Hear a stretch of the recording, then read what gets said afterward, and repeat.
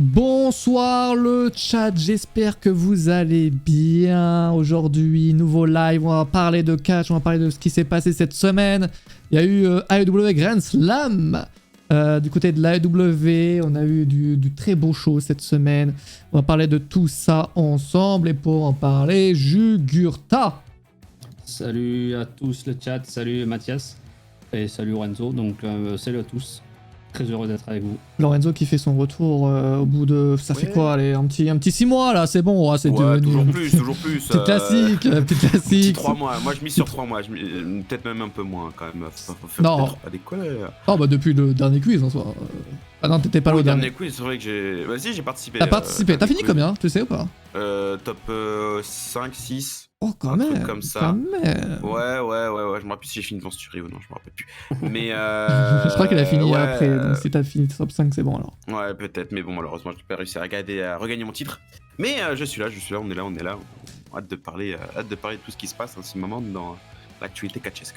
Effectivement, juste, il est où le live AEW? Jugurtha, le live AEW, alors. Le live AEW, bah, je parlais de l'année prochaine. L'année prochaine que tu vas react, évidemment. Grand slam de l'année prochaine, les amis. Évidemment, le nouveau meuble de Mathias. Je vais montrer mercredi, c'est vrai que j'ai une très belle collection que vous ne voyez pas parce que je la gâche. Et je ne sais pas comment faire pour ne pas la gâcher. Je suis en train de je sais pas, de créer des plans, de voir comment faire pour que vous puissiez la voir, mais pour l'instant rien de... Je suis pas ingénieur les gars, je suis pas ingénieur, ça se voit. Les amis, juste parce que à chaque fois je fais des jeux les mercredis pour juste comme ça pour représenter un peu les personnes qui sont avec moi. Chaque fois Lorenzo t'es pas là le mercredi. Donc, juste comme ça, tu vas me dire 3 catcheurs qui commencent, dont le prénom commence par un P. Un P Alors on va partir là-dessus. Il a rien. Oh non, c'est un désastre. C'est Phil Lafont, je crois, non? Oh putain, quand tu vas chercher Phil Lafont. Ouais. Putain, oui, là, comme ça, j'avoue que. Il y a rien.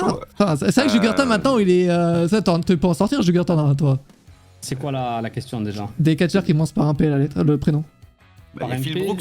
Ouais, c'est Phil Brooks. Ouais, non, ça fonctionne pas. Page. Page, oui, Page, effectivement. oui, j'ai dit catcheur, mais ça passe, oui. Putain. Catcheur ou quelque chose. Ça, j'avoue que j'ai pas Patrick. Il y a aucun catcheur qui s'appelle Patrick, hein. Ah, mes femmes, ça compte, ouais, j'ai évidemment. la moustache. Pete Dunne, ça compte, ça peut compter. Oui, putain, merde. Ouais, bah voilà, bah ça en fait. C'est terrible, hein. C'est rien en P en fait, c'est soit nous qui suit. Mais de ouf. On doit Peyton Royce, effectivement, ouais. Y'a que des anciens noms parce que c'est pas leur nom. Pentagon Junior. Pentagon. Il y en avait quelques-uns, il y en avait quelques-uns. La Parka. Après, ça commence par un L techniquement. Mais... Ouais, non, Phoenix. ça Phoenix. Rien à voir avec un Pay Phoenix si tu veux, mais. Paul Lévesque, comment ça tu l'as pas eu, Jugurtha? Bon, c'est pas son vrai nom. Il s'est jamais appelé, ouais. Oui, c'est pas son vrai nom. Effectivement. Paul White, ça compte. Paul White, effectivement. Même si on le voit pas des masses. Quand t'écris White, écrit Joker, attention. C'est ça, non? La femme. Penelope Ford, effectivement, aussi, Firefly, effectivement. Paul White, ça s'écrit pas comme ça? Non, c'est White, c'est W-I, j'ai acheté, oui. Pas White. Ah, mais oui, c'est pas, oui, blanc, oui. Oh là là, oui. Et ouais. Ouais, c'est bon. Ça fonctionne aussi. Moi aussi, j'ai commencé une collection de pop de la W. J'ai commencé par Bloodline. Et la Bloodline, ils ont combien de. Moi, j'en ai quelques-unes de pop, j'en ai que 5, mais je crois qu'il y en a. Moi, j'ai que Kevin Owens en pop WWE. Et c'est le Kevin Owens 2015. Hein, donc, ah oui, donc ça date l'achat là. T'as une grosse collection, toi, ou pas? De pop, oui. De W enfin de catch en règle générale. De catch, non, bah malheureusement j'ai pas grand chose. Hein. De catch, j'ai que du coup en pop Kevin Owens, j'ai quelques DVD. Dont est-ce que t'as les 25. Oui, t'as les classiques genre catch attack quoi. Ouais, j'avais plein de pay-per-view 2007. J'en ai vendu quelques-uns, je crois, dans mes souvenirs. Ah, 2007. Non, mais 2007, c'est vraiment les DVD que tu trouves le plus. Ouais, bon, j'avais One Night Stand, j'avais Armageddon. J'avais One Night Stand Armageddon. J'ai les séries 2008. J'ai Series 2008, j'ai WrestleMania 25 et j'avais One Night Stand aussi, 2007. Non et mais ça s'arrête là. S'il y a des gens qui font une collection de catch et qui n'ont pas l'année 2007, c'est pas des vrais collectionneurs. Oui, c'est vraiment l'année la plus facile à avoir, ça. C'est vraiment, mec. C'est ouf. Alors j'avais acheté ces DVD alors que on était déjà en 2009, je crois. Ah oui, quand même. J'ai acheté ces DVD, c'était vintage un peu. 2009, j'étais à peine né personnellement. C'était assez compliqué pour ma part. Assez compliqué. Bref, les amis, je pense qu'on peut directement parler de Paige ou de Saraya, devrais-je dire, qui a fait son retour dans le catch et ses débuts à la AEW. Elle qui disait cet été qu'elle n'était pas intéressée par la AEW. Comme quoi, il faut toujours... soit elle a reçu un bon chèque, soit il faut toujours faire quand même attention un peu des deux, aux propos. Je pense que c'est effectivement ça. WrestleMania 25, chose sauvée par un match, non, c'est bof. Donc tu parles du Undertaker contre Michaels. À part Taker Michaels, c'est vrai. Si t'as l'opener, en plus Bah, le Money in the Bank qui était très bien. Le Jericho contre les légendes était bien. Et le moment Ouais. à la fin avec Mickey Rourke qui est sympa aussi. Ouais. Après, sinon, c'est vrai que le main event Orton Triple H, ça pue un peu du zob. Ça, c'est vrai Ouais. que La storyline, elle était très excellente. bien. Ouais, mais le problème, c'est que le match, il commence avec un RKO, un pedigree, puis après, on se fait chier. Il y a eu un Edge, Cena, Big Show qui était pas mal. Tu retiens l'image de fin, oui, ouais, voilà. avec Cena qui porte les deux. Ouais. Ça va. T'as la Hardy. Le FU, tu retiens, ouais, sur... Ouais, on retient que sinon, ça. Sinon, il s'est pas passé grand-chose. Mais après, t'as l'un des meilleurs matchs de tous les temps chez le donc bon. Ça reste un WrestleMania 25, quand même. Et là, le stage était incroyable avec l'étoile à Houston. Incroyable. Bah, l'entrée de Cena également. Ouais. Mais t'as aussi le match des Hardy qui... Ah oui, qui est un peu à chier, ouais, effectivement. Effectivement. On va pas se mentir. Mais c'est comme quoi, tu vois, c'est parce que WrestleMania 25 il revient assez vite quand même dans les WrestleMania que les gens retiennent. Bah oui, pour Hunter pour Michaels Undertaker, évidemment. T'as aussi les thèmes musicaux, tu vois, ACDC, Kid Rock et tout. Ouais. Le 25, il était pas mal, les musiques. Shoot to Thrill, War Machine. Le Battle Royale féminine, là, avec Santino Marella qui gagne à la fin, c'est merveilleux. Ouais. Donc bon, show très moyen, mais avec de super hauts quand même. Et t'as Umaga contre JBL, je vois. Non, JBL contre Mysterio. Mysterio. Oh, j'étais en petit, c'est très pixelisé, les gars. Mysterio qui gagne en 21 secondes. J'étais Umaga. Ouais. Non, mais il y avait le chat derrière, je voyais pas bien, les gars. C'est bon, je connais les catcheurs. Oh putain, merde. Hardy se pète la main. Non, Hardy se pète la main, il me semble, à Extreme Rules. Non, à Backlash, un mois après, parce qu'il gagne celui-là. Le I Quit match. Hardy contre Jeff Hardy. Ouais, c'est sur I Quit match, il me semble, qu'il se pète la main à Hardy. C'est possible. Bref, revenons à Paige. Du coup, on s'y attendait pas forcément, même si dans la soirée on a eu un petit Fightful, la petite classique de Fightful. Maintenant, il faudra faire attention. Je m'étais pas fait spoil. Ah, tu t'es pas fait spoil. J'ai regardé le lendemain matin, moi, donc en allant au travail, du coup, parce que je peux plus faire que comme ça maintenant pour regarder AEW, c'est terrible. Donc ça m'oblige à squeeze un petit peu des trucs, mais celui-là, le Grand Slam, je me suis mis un point d'honneur de bien regarder jusqu'à la fin du show avant d'arriver au travail. Voilà, donc donc non, Paige, franchement, en fait, c'est Paige, je m'attendais pas du tout. C'est à la fin du Far West féminin, tu vois qu'il y a un after, il va peut-être y avoir des débuts ou un retour, etc. On s'attendait peut-être au petit turn de Jimmy Hater, finalement, non? Ouais, Jimmy Hater, le face turn, Jimmy Hater. De face turn, je veux dire, oui. Ouais, après, ça aurait été cool aussi, mais Paige, dès les premières notes de musique, tu dis, ça ressemble beaucoup quand même à un thème pour Paige, c'est un truc qui m'a marqué, puis après, évidemment, le Saraya qui apparaît sur le stage est trop bien. Ouais, moi aussi j'ai popé, évidemment. C'est n'importe quoi la pop, Mais en fait, je pensais pas que Paige avait cette notoriété-là, cette popularité-là auprès des fans. La pop, pour moi, ça équivaut à un Adam Cole de All Out. La pop et je sais pas. Soit ils ont mis les micros à fond, soit c'était n'importe quoi. Je m'attendais vraiment pas à cette pop. Et pour le coup, par contre, ses débuts à l'AEW, on sait pas vraiment si elle va catcher. Alors du coup, je crois que c'était Del Metzger qui avait dit qu'elle n'était pas autorisée à catcher. Ouais, elle a démenti mais après... finalement, elle a dit oui, rendez-vous mercredi, arrêtez de croire aux conneries, tout ça. Donc à voir ce qui va se passer mercredi. Elle va parler d'ailleurs, ça a été annoncé ça. Ouais, elle va parler, mais trop bien, évidemment. Paige, surtout que j'ai une sympathie toute particulière pour Paige depuis que j'ai vu le film sur sa carrière. From a Fighting Family, je crois que ça s'appelle en anglais. Fighting Family. Oui. Vraiment, où je vous conseille énormément ce film qui est vraiment trop bien sur la carrière de Paige, mais vraiment Paige, c'est de 2010 à 2015 à peu près, c'est la plus grosse star féminine pour moi du côté de WWE, avec Nikki Bella évidemment. Mais Paige quand même c'est une sacrée star et Jelly, un gros coup de la part de WWE. En termes de notoriété, Jelly, Paige sur le long terme, je la mets un peu plus loin que Jelly. Après, c'est peut-être ouvert à discussion. Mais Paige, énorme coup pour attirer des yeux et pour pourrait peut-être rehausser un petit peu le niveau et les lumières faites sur la division féminine de W. Oui, c'est ça à quoi je pensais.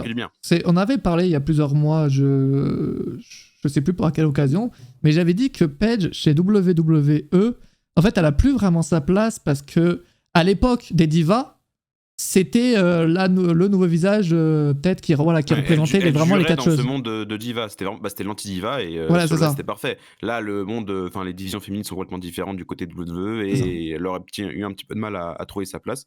Mais bon, c'est grâce à elle qu'il y a énormément de catcheuses qui ont après émergé du côté de WWE et qui ont brisé un peu les codes. En vrai, pour moi, Paige, c'est un petit peu une instigatrice de la Women's Revolution avant son heure. Quand même, Paige, faudrait pas l'oublier de ce côté-là. Donc, hâte de voir ce qu'elle va faire du côté d'AEW, si elle va jouer directement les gros rôles ou elle va en chier un peu l'image de Toni Storm quand même. J'ai un peu. Après, Paige, ça reste une plus grosse star que Toni Storm. Oui, déjà, elle a fait un WrestleMania déjà, Paige, quand même. Plusieurs WrestleMania. Ah ouais? Il me semble. Elle a fait le 31. Le 31, le 30 peut-être dans la Battle Royale, non. Mais non, elle a débuté après, donc non. Et le 32, elle le fait pas. Non, elle débute après le 29, Paige, après le 30. Non, après le 30, c'est vrai, elle débute après le 30, oui, puisque c'est Jelly qui... effectivement, elle fait le 31. Le 31, oui, on parle qui, mais le 32, elle le fait pas. C'est le... Sacha Banks... Elle est blessée en 32 32, qu'est-ce qu'elle fout, le 32 2016 je sais plus. Elle se blesse décembre 2017 pour donc sa blessure pathétique. 2016, qu'est-ce qu'elle fait en 2016 de chat, est-ce que vous le savez? Mais ouais, je m'attendais vraiment pas à ce que ce soit vraiment une si grosse pop et c'est beaucoup trop bien. Son theme song est trop bien, Zombified. Même moi, je l'imite direct dans ma playlist Spotify. Par le groupe de son Zombified. Ouais, non, mais incroyable ce son. Incroyable. AEW qui à chaque fois met dans le mille pour tous les thèmes songs qu'ils ont quasiment. C'est fou. Trop bien. Sans Paige, on aurait jamais eu la Woman Revolution. Alors, on l'aurait peut-être eu quand même, mais... Mais un peu plus tard. Peut-être un peu plus tard, je pense. En tout cas, elle y a contribué. Ah oui, clairement. Donc, de mémoire, je m'en souviens plus. Nickel, ça aide. Elle est dans un Dark, je crois, à WrestleMania 32. Une Battle Royale. Ah, elle est dans la Battle Royale à WrestleMania 32. Mais non. Bon, on va aller voir. C'est vrai que je me demande ce qu'elle WrestleMania 32, en Dark, t'as les Usos contre les Dudley Boys. Ça, je me rappelle. Je connais la carte. Je me rappelle plus. Kick-off de WrestleMania 32. Ah ouais, t'as raison, effectivement. Alors, en équipe avec la team Total Diva. Ah oui, c'est vrai. Et le match était pas trop mal dans mes souvenirs. Ah même bon s'il y avait Eva Marie dedans. En vrai, le match était pas si mal. C'était rapide. T'avais Brie Bella, Lisa Fox aussi dedans. C'était fluide. Oui, non, mais en vrai, c'était pas trop mal par rapport à les individualités qu'il y avait, quoi. C'était pas trop mal en vrai. Très bien. Dans mes souvenirs. Ok, donc elle se fait. Bon, après, c'est un pré-show, donc personne ne le regarde. Donc... En tout cas, elle a fait un WrestleMania au show principal. Donc, ouais, pop incroyable. Et du coup, maintenant, est-ce qu'elle va vraiment catcher ou pas pour moi, oui, parce que sinon, tu la fais revenir pourquoi en manager, mais dans ce cas-là. Je la vois pas. Ah, quoique. Elle était bien dans son rôle de General Manager, tu sais, de ce manière. General Manager, oui, c'était pas mal. Après, il n'y a pas de General Manager du côté d'AEW, mais oui, en manager, ce serait décevant quand même. Tu fais pas une énorme pop, une énorme entrée comme ça pour que ce soit un manager après. Oui. Quand même, ce serait décevant. Donc, elle a eu qu'elle va catcher, hein. Elle a eu aucun contact physique en tout cas quand elle est venue. Oui. C'est vrai qu'il n'y a eu aucun contact physique. Peut-être qu'elle va être autorisée à remonter sur le ring. Mais je pense qu'il garde un peu le doute, un peu l'écran de fumée, comme dirait Sturi notamment. Mais je pense que oui, elle va catcher. Si elle recatch, oui, ce sera un miracle. Logiquement, elle de son côté, elle avait dit qu'elle était cleared. Ouais, en gros, c'est WWE qui la clear pas. Ouais. Mais elle... Faut faire attention avec ce genre de truc quand même. C'est un gros risque quand même pour AEW. C'est quand tu autorises un catcheur ou une catcheuse à catcher alors qu'elle était gravement blessée. C'est au niveau de la nuque, je crois, sa blessure, il me semble. C'est ça. Après, oui, t'as Edge, t'as Brian, t'as beaucoup de catcheurs qui sont revenus de graves blessures à la nuque, quoi. Donc, pourquoi pas elle. Après, oui, si c'est bien maîtrisé, si elle a été validée par tous les docteurs, il n'y a pas de raison de se faire. Faudra voir, mais en tout cas, si elle fait son retour comme ça, je pense que c'est ce qu'elle a été claire. Ouais. Ça m'étonnerait qu'elle le soit pas. Ouais, ce serait une déception quand même si elle vient juste pour être manageuse. Ouais, parce que c'est bien beau d'avoir une pop, mais après, c'est rien derrière. Ou juste... Ouais. C'est bien après manager, mais ça serait. Ça là, elle peut manager qui en soi? Il y a qui à manager? En vrai, pour moi, manager, ça doit être un rôle de heal. En heal, Page, de catcheuse qui aurait besoin de manager. Je réfléchis, mais dites des noms dans le chat, mais moi, il n'y a rien qui me vient. Parce que Britt Baker, non, c'est un qu'elle a déjà des managers en plus. Ah là, en soi, elle a fait face au clan de Britt Baker, donc ça serait peut-être pour manager un clan face. Ah, pour moi. Ou une catcheuse face. Elle a pris dans ses bras Tony Storm et Ember Moon. Ember Moon, Athena. Donc, ouais, pour manager Hater, mais je sais pas. En vrai, non, Hater, je pense que si elle fait un turn, c'est pour faire un face turn. Elle va pas rester heal 50 ans non plus, parce qu'elle devient de plus en plus populaire aussi, Jimmy Hater, et c'est vraiment cool. Mais je pensais peut-être à Jet Cargill, mais bon. Ah, remarque, Jet Cargill, ça pourrait le faire avec une manageuse comme Page. Je sais pas. Mais pour moi, elle va catcher. Pour moi, c'est pas oui, j'y crois aussi. Ah, mais c'est vraiment pas mal pour la W. En vrai de vrai, c'est une bonne acquisition et c'est possiblement la catcheuse la plus connue du roster féminin de la WWE quand même. Bah, clairement, pour moi, il n'y a pas de débat. Hein. C'est elle qui est la plus de star power, c'est Paige 100%. Bah ouais, donc c'est très très bien pour AEW, ça va élever la division féminine et pourra pas l'améliorer quoi. Et ouais, ça risque de tourner la page. Après, je sais pas si ça va tout changer. Parce que, non, mais ça va améliorer en tout cas. Ça reste quand même une question de booking, etc. Donc bon voilà, mais c'est une très bonne opportunité pour la division féminine. Là on voit que c'est une question de booking, c'est beaucoup penser que le fait qu'Athena allait arriver, ça allait tout changer. Oui, Tony Storm aussi. Voilà, tu peux pas tout changer si le booking ne suit pas. Et en plus, surtout aussi, remarquez bien aussi, ils ont fait un Fatal 4-Way avec 4 catcheuses très très bonnes sur le ring. Britt Baker, c'est pas la meilleure, mais quand elle a des bonnes catcheuses en face, elle te sort de très très bons trucs. Mais vous regardez que le catch féminin, même à Raw, vous regardez, même avec des catcheuses comme Io Sky, les fans ne sont pas très réceptifs. À la AEW, c'est la même chose. Quelquefois, tu sens qu'il y a un creux et que les fans ne sont pas réceptifs, alors que ce qu'ils proposent, c'est bon. Tu vois, au final, il y a aussi la demande des fans qui n'est pas vraiment là. Donc des fois, c'est même pas la catcheuse qui est mauvaise ou le match qui est mauvais, c'est plutôt les fans qui sont moins réceptifs. Oui, c'est un match qui est mal placé sur la carte. C'est ça aussi. Malheureusement, elles ont souvent eu la place du mort un peu sur les cartes, les catcheuses du côté d'AEW. Et c'est dommage parce que vraiment, le roster est vraiment pétri de talent. Il y a du talent de partout. Du côté du roster féminin d'AEW, quand même, tu as une dizaine de catcheuses qui peuvent aller en haut de la division féminine sans problème pour moi. Mais le problème, c'est qu'il faut savoir les booker de manière consistante. C'est vraiment ça le problème du côté d'AEW pour la division féminine, c'est de booker de manière consistante. Tony Storm qui fait que de perdre des matchs avant de gagner le titre par intérim. Britt Baker aussi qui est booké de manière consistante. Bon, c'est ce qui est chiant, c'est que vraiment il n'y a pas trop de continuité, il n'y a pas de suite logique pour l'instant du côté du roster féminin d'AEW. Et c'est pour ça qu'on a l'impression que ça avance pas trop. T'as aussi Jet Cargill qui est bloqué dans son truc depuis 150 ans. Et on veut l'avoir avec de la vraie compétition et interagir avec les top catcheuses aussi de la division, et ce qui est pas encore le cas. On l'avait fait un match, il a duré même pas 2 minutes. Tu vois, ils essaient de bien construire l'histoire, mais le match, voilà, ça suit pas, c'est vraiment dommage. L'impression de Jet Cargill, ça fait 1 an qu'on est au même point, même si du coup elle a cumulé des victoires, et sa série continue, mais ça fait 1 an qu'on a l'impression que ça avance pas, quoi. C'est vraiment, à partir du moment où il y a eu Ember Moon, en fait, pas le combat, mais quand elle était arrivée, Athena, quand elle était arrivée, et à partir de là, c'était au point mort. On a eu du temps avant d'avoir le match contre Athena, et ensuite, voilà, elle erre. Après, le souci, c'était peut-être une erreur d'avoir créé déjà 2 titres féminins.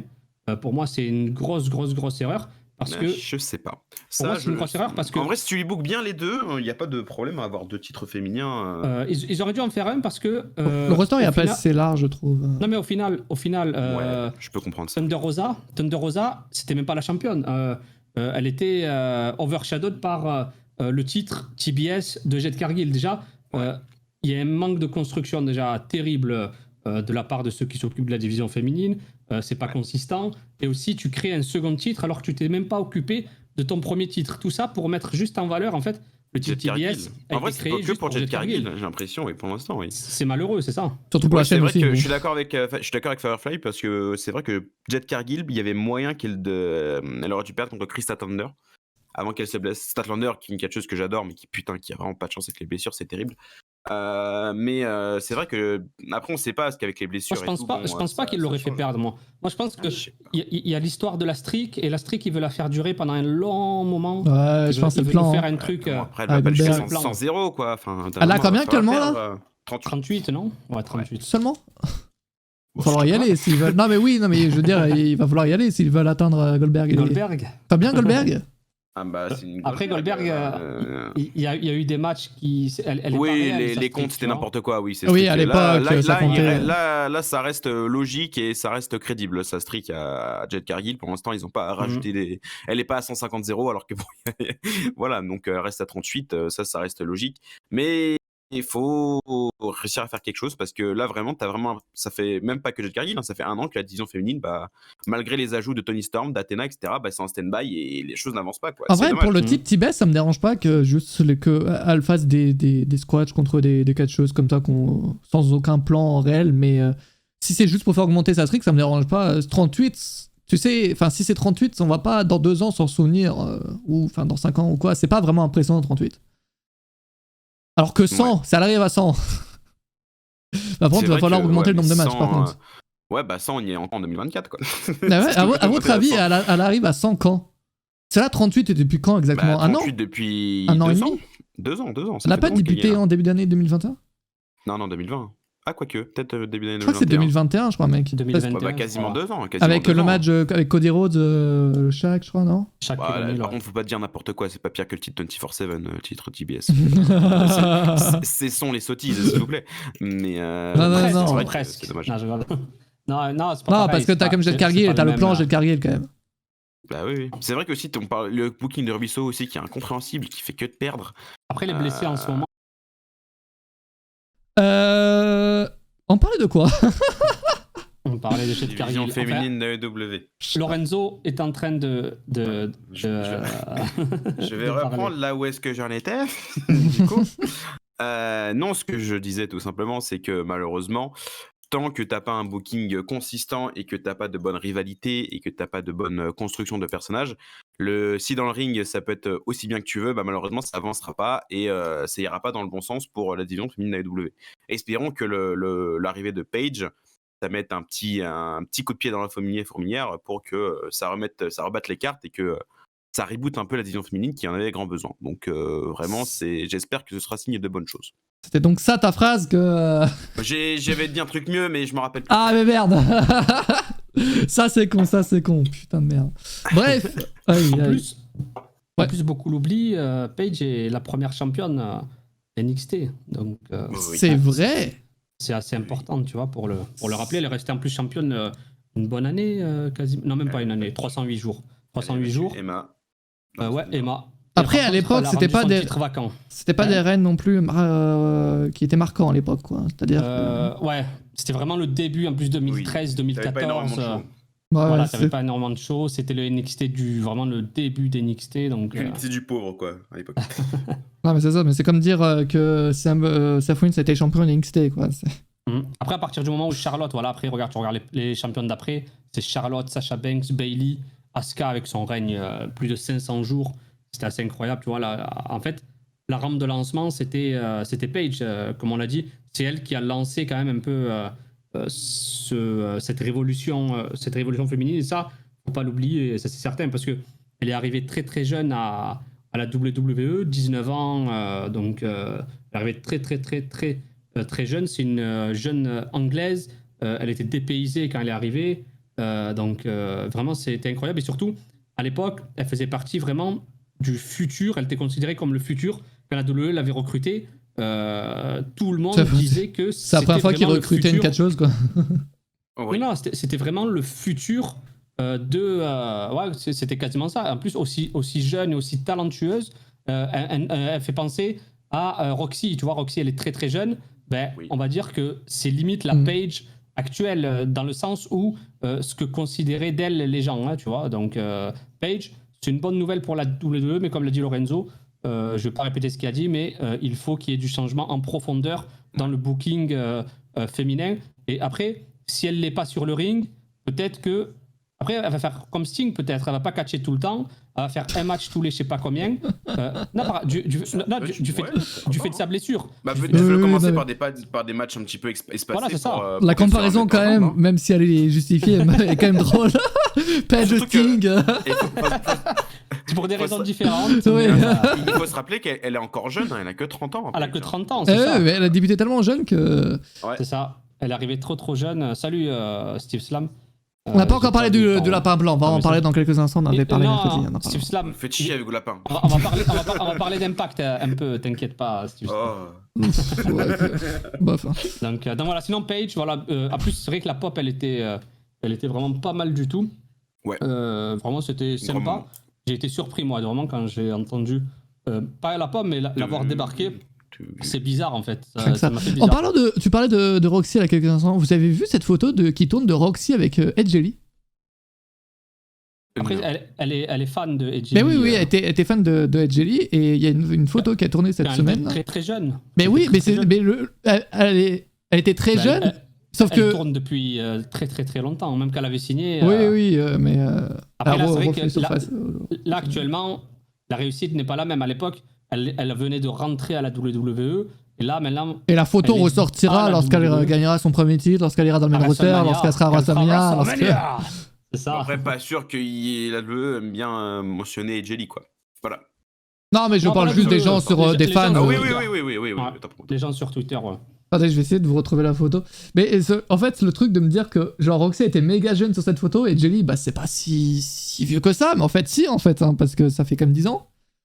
Donc, ça peut surprendre, Regardez juste, si vous l'avez pas vu, voilà, c'est une petite image qui... C'était pas dehors, à l'extérieur, quand même, c'est ça. Parking. Petite image qui fait toujours plaisir. Ouais, effectivement.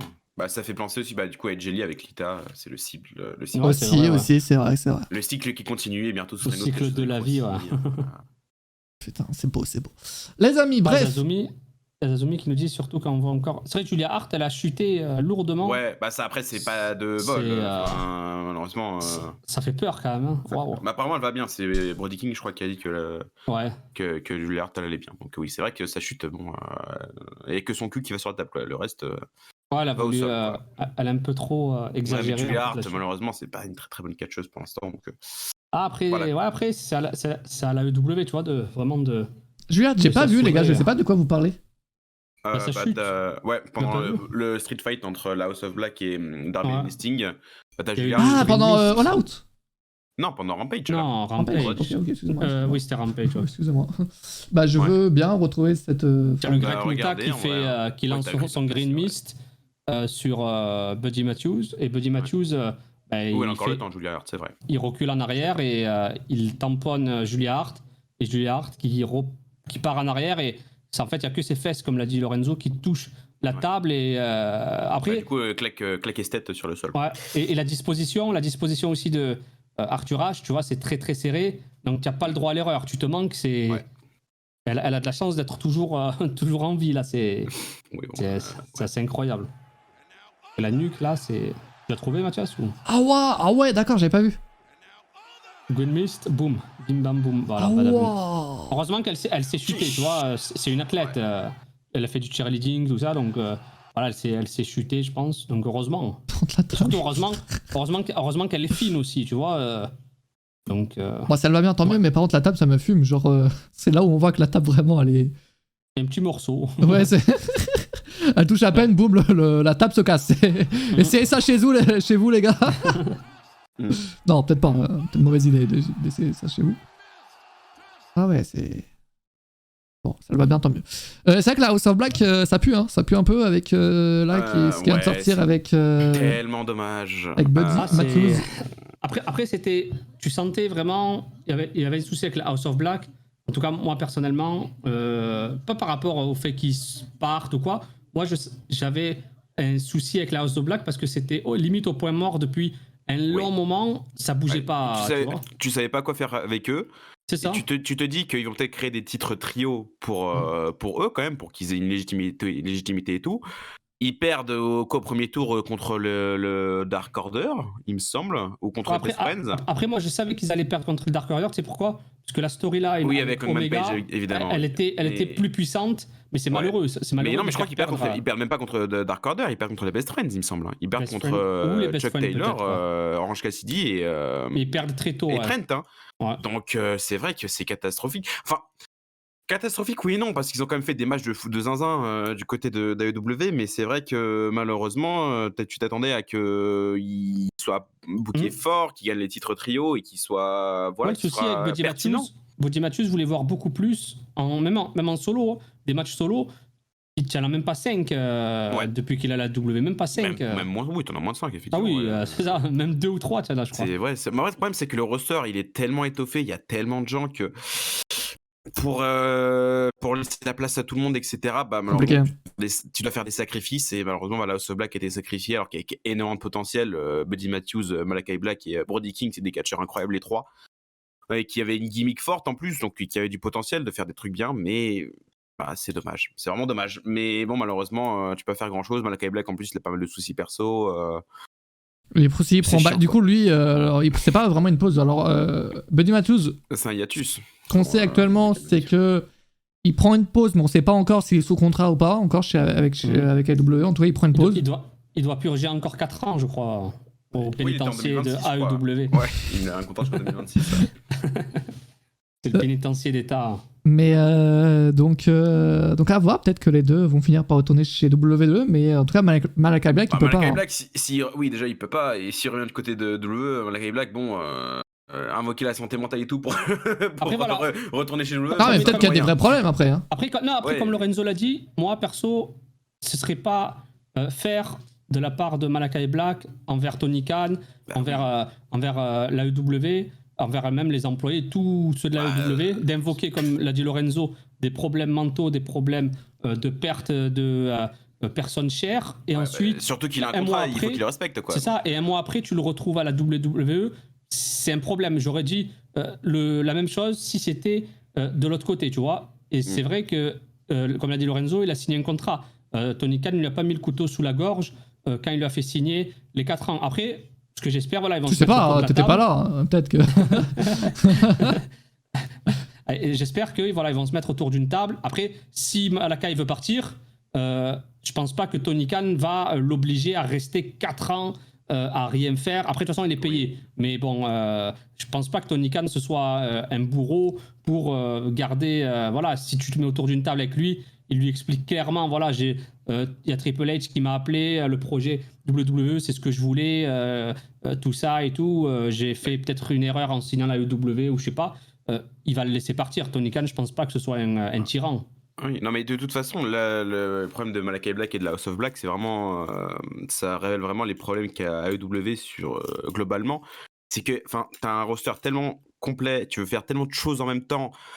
Sans parler de la Ring of Honor, tu passes pareil, genre il a acheté la Ring of Honor pour faire quoi au final, parce que pour l'instant il n'y a rien. Après, apparemment, c'est un gros problème. Oui, apparemment il cherche un network et tout, et ça avance pas. T'as tellement de choses, t'as tellement de catcheurs, t'as tellement de trucs différents et qui avancent pas, que c'est un bordel monstre. Bon, on l'a vu sans parler des problèmes backstage et tout, évidemment, parce que c'est vrai que on en a jamais pas parlé sur sa chaîne et tout, mais le bordel côté après All Out, c'est quand même assez fantastique.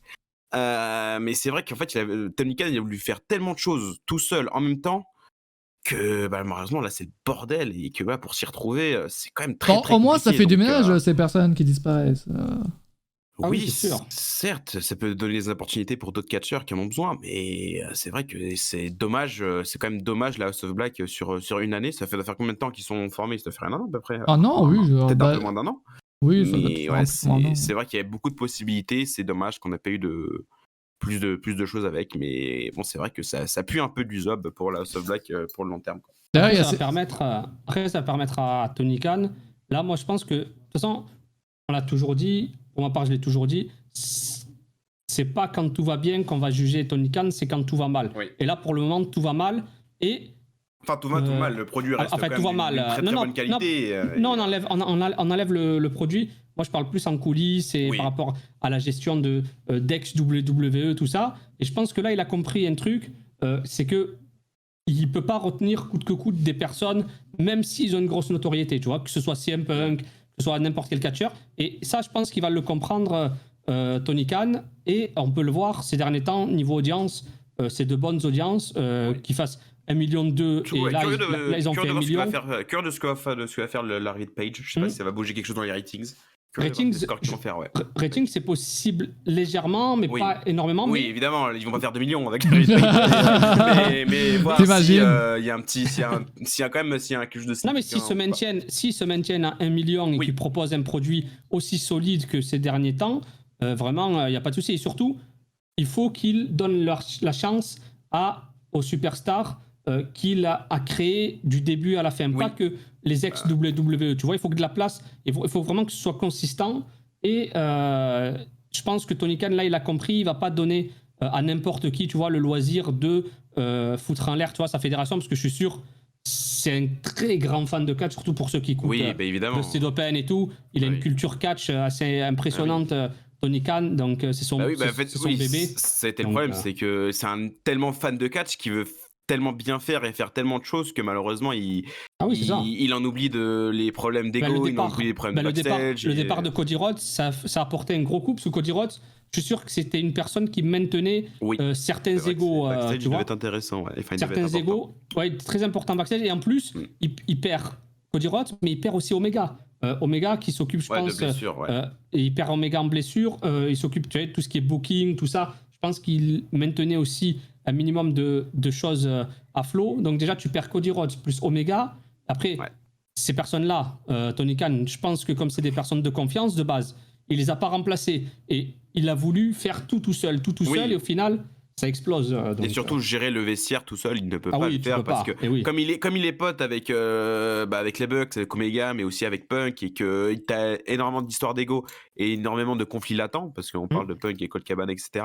Malheureusement, c'est impossible à gérer tout seul, surtout quand tu fais copain-copain avec tout le monde, c'est impossible. Et espérons que du coup, il a appris de ses erreurs et que qu'il arrive à mieux gérer ça à l'avenir. Mais il y a un truc intéressant. C'est vrai que c'est un bordel monstre. Pour changer un peu de sujet, de Steve Slam qui nous dit que Fish n'a pas signé avec Impact et qu'en fait Band of For Glory a lieu dans la ville de Fish, en fait, et c'est plus pour ça, c'est... Après, de toute façon, le Impact, il signe souvent des catcheurs à l'entente, tu vois, sur 2 semaines, sur 1 semaine, pour un show, jusqu'à ce show-là. Les Good Brothers aussi, c'était pas un long contrat, ils ont signé jusque ce moment-là. Et là, comme l'a dit Steve Slam, ça a lieu à Albany, New York, il aura un match à ce moment-là, et je pense que Bobby Fish, il est pas con, il a dû contacter Triple H. Triple H, il lui a dit, mec, moi je te fais pas revenir s'il n'y a pas les deux autres. Il n'y a pas les deux autres. Bobby Fish tout seul. On est bien Bobby Fish, mais Bobby Fish tout seul, bon. Non, moi j'adore Bobby Fish. Quoi. Après, il a une grosse crédibilité, tu vois, en termes d'arts martiaux, ça il a raison. Après, voilà, il attaquait Punk, tu vois, il se faisait plaisir et tout. Mais bon, mais après, Bobby Fish, il a 45 ans. Plus 45 ans, frère, ça sert à rien de faire pire tout seul. Faut pas oublier aussi que derrière, c'est plus Adam Cole en numéro 1. Même O'Reilly, je suis pas sûr qu'ils vont le faire. Et encore, il est blessé, très apprécié. Surtout Kyle O'Reilly. Très apprécié. En vrai, là, je pense qu'on verra plus jamais les trois ensemble. Ça va être difficile. Adam Cole, lui aussi, il a un contrat jusqu'à 2027, lui. Il a encore 4 ans. Oui. Donc, c'est complexe. Ouais. Qu'est-ce que...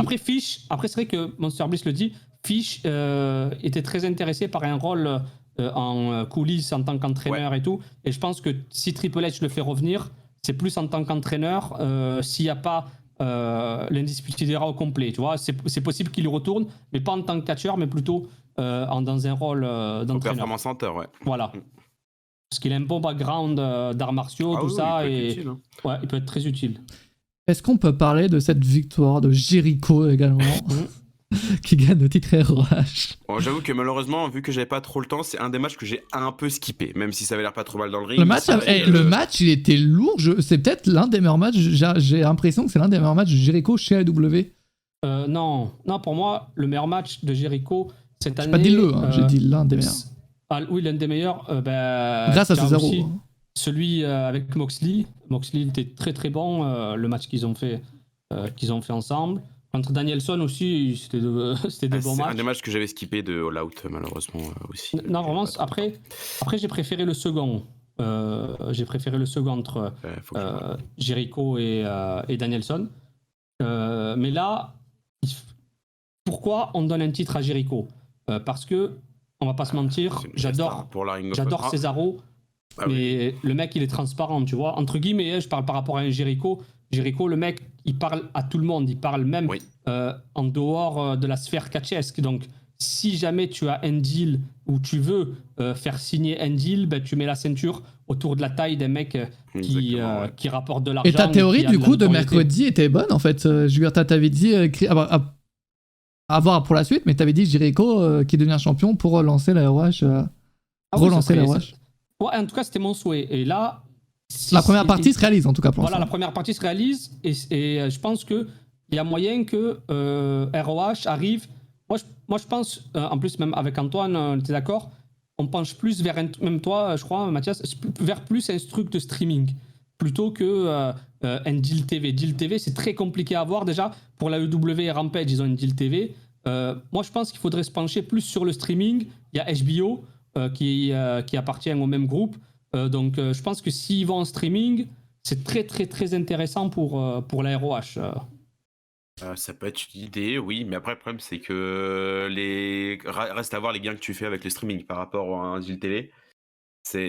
Après malheureusement je ne suis pas un businessman dans la diffusion du catch, mais à voir si financièrement c'est quoi plus avantageux aussi, parce que le streaming, moi aussi, en vrai je trouve que c'est une très bonne idée le streaming. Après, je pense que c'est plus avantageux et moins contraignant d'être en streaming que d'avoir un deal TV, parce qu'un deal TV, tu as quand même un minimum à respecter. Je pense que pour la ROH, après, à moins que tu le mettes gratuit, tu vois, sur YouTube, mais bon, c'est pas ouf, parce que tu le mettrais au même niveau qu'un Dark ou Elevation, alors que là, c'est vraiment un produit supérieur, avec une production supérieure, et si jamais tu l'enregistres de studio quelque part ou quoi, ça peut être pas mal. En tout cas, s'il y a un truc de streaming avec HBO ou quoi, c'est... Mais surtout que t'as Jericho en champion, t'as Joe en champion, t'as...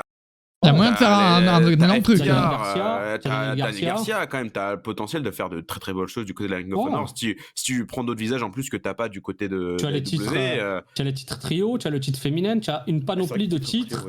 Titre féminin, c'est Mercedes Martinez qui l'a. C'est ça, elle est blessée actuellement, mais... Elle aussi, putain.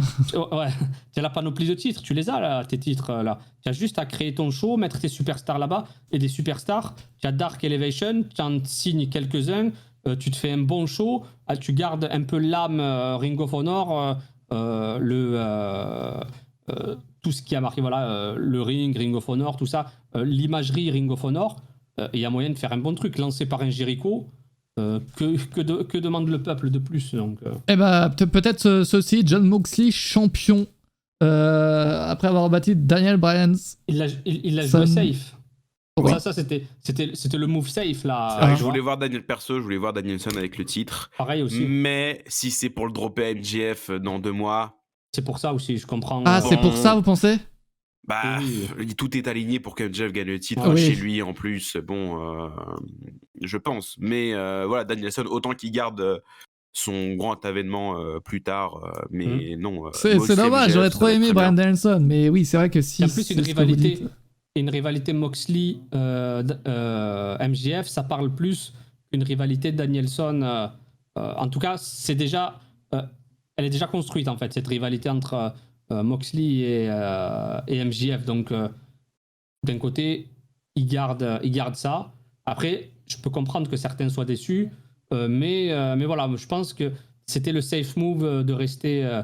Avec Moxley pour ensuite peut-être lancer Moxley de base MJF. il veut partir en vacances, donc je pense vraiment qu'il va il va partir en vacances. Là où d'un moment, à un moment donné il va falloir, tu sais, quand on dit que les rumeurs nous spoilent et tout, là on voit encore une fois que les rumeurs parfois peuvent aussi nous bait, parce que ces trucs des vacances, on aurait justement, moi j'étais en mode Bryan Danielson va gagner parce que l'autre il doit partir en vacances, mais finalement non.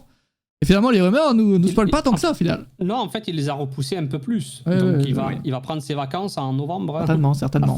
Après Full Gear. Certainement. Enfin bref, c'était un très bon show. Et après, faut pas oublier qu'il y a un show à Cincinnati le 18 et il va affronter Adam Page, parce qu'Adam Page a remporté la bataille royale. Ça me tarde. Adam Page et Cincinnati, très bien. Cincinnati, c'est la ville de Jon Moxley. Ouais. Donc voilà, je vois pas Moxley perdre contre Adam Page, tu vois. Une question que je me poserai tout le temps, j'imagine. Pourquoi Tony Khan a fait l'erreur de ne pas signer Johnny Gargano? L'erreur. Gargano voulait pas, tu vas pas le forcer, mec.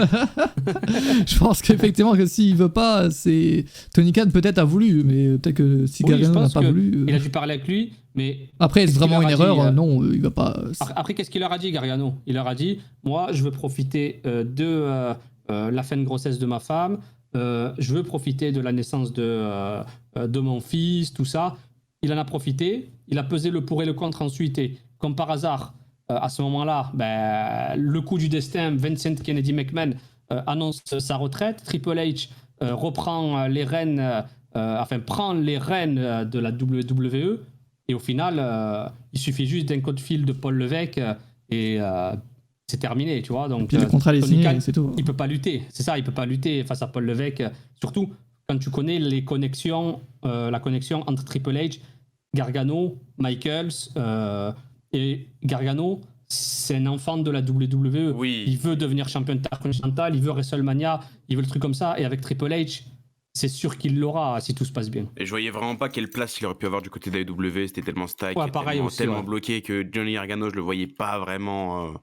Après, j'aurais surkiffé que Johnny Gargano arrive du côté de la WWE. Mais au final, tu vois, c'est pas forcément. Enfin, c'est bon, le roster il est assez stack, il y a Gargano, tu vois, c'est pas forcément. Oui. Les amis, il y a quelqu'un qui nous a posé un lapin quand même vendredi. Si je peux me permettre, du Jano. C'est pas mal ça. Pas mal. Mais ça, attendez, juste avant que vous parliez de Bray Wyatt et tout, mais je rigole. Mais c'est pas Bray Wyatt. Fantastique. Si c'est pas Bray Wyatt et que c'est Bad Bunny, alors là, je me tape une gigabarre, ce serait fantastique. Oh, j'avais pas vu ça, alors Bad Bunny. Ce serait incroyable. Voilà, après, bon, allez-y, parce que moi, Bray Wyatt, je m'en bats un peu les couilles, mais. Moi aussi, de toute façon, on en a parlé mercredi, juste là. Du coup, on s'en fout de Bray Wyatt en fait. Oui, on s'en fout, mais c'est l'histoire. C'est juste le teasing en fait. Oui, voilà. Le teasing, la WWE le joue à merveille en fait. Nous avait donné donc rendez-vous à Smileland. Smileland, on a eu un autre QR code, on n'a rien vu. Moi, je m'entendais pas plus, de toute façon. Et ça nous mène sur ça. Donc, c'est des coordonnées GPS qui nous mènent vers l'arène de Raw de lundi prochain. Sauf que ils vont faire ça jusqu'à Extreme Rules, donc on en a rien à foutre. Voilà. Non, mais ils ont dit là, ils avaient fait la même chose. C'était quoi pour Smileland? Non, c'était la date pour Smileland. Et finalement. La date, et certains ont dit l'heure. Mais finalement, l'heure, c'était une pub, donc finalement. Après, moi, je trouve que c'est bien fait, hein, c'est intriguant. Non, c'est très bien fait. Tu peux le faire tes théories, t'as des petits jeux, c'est interactif. Par contre, le jeu. C'est sympathique. Est-ce que vous l'avez fait le jeu, les amis, ou pas le chat? C'est quoi le jeu? C'était le jeu, je sais pas si je peux retrouver ça sur Twitter. C'était, tu devais faire un. C'était un petit labyrinthe. Non, c'était pas ça. Mais attendez, je vais essayer de retrouver la vidéo. Mais j'ai pas réussi le jeu, moi. Alors j'imagine que le jeu a été fait pour être réussi, tu vois. Ça m'a saoulé. Au bout de 3 tentatives, j'étais en mode, vas-y, fais-toi foutre. J'ai attendu que sur Twitter, quelqu'un sorte le truc de fin, là. Et finalement, bah, c'est ça. Mais j'ai pas réussi le jeu. Ça fait de survie. Ouais, je t'avoue que aller sur une vidéo, de retrouver le timing et tout.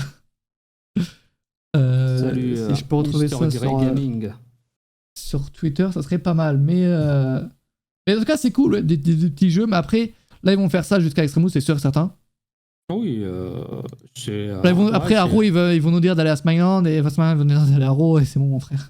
C'est ça. Et en plus, si vous remarquez bien, je vous avais dit d'attendre que d'autres matchs masculins soient annoncés pour voir s'il y a quelque chose qui apparaît. Au final, c'est ce qu'ils ont fait. Oui, parce que t'as un autre match qui a été annoncé, donc qui est le match qui est Drew McIntyre contre Karrion Kross. Et là aussi, tu as d'ailleurs, on en parle des stipulations. Je crois qu'il y a plus de stipulations en une soirée que les dernières éditions de. Que lors des 10 dernières éditions. Je te jure, mec. Strap match, le Pit Fight match, le Extra Moves. Oui, c'est Fight Pit, j'ai mélangé. Et le Extra Moves match, pour l'instant, on a 3 stipulations sur 4 matchs annoncés. Pas mal. Ah oui, c'est cool, c'est vraiment cool.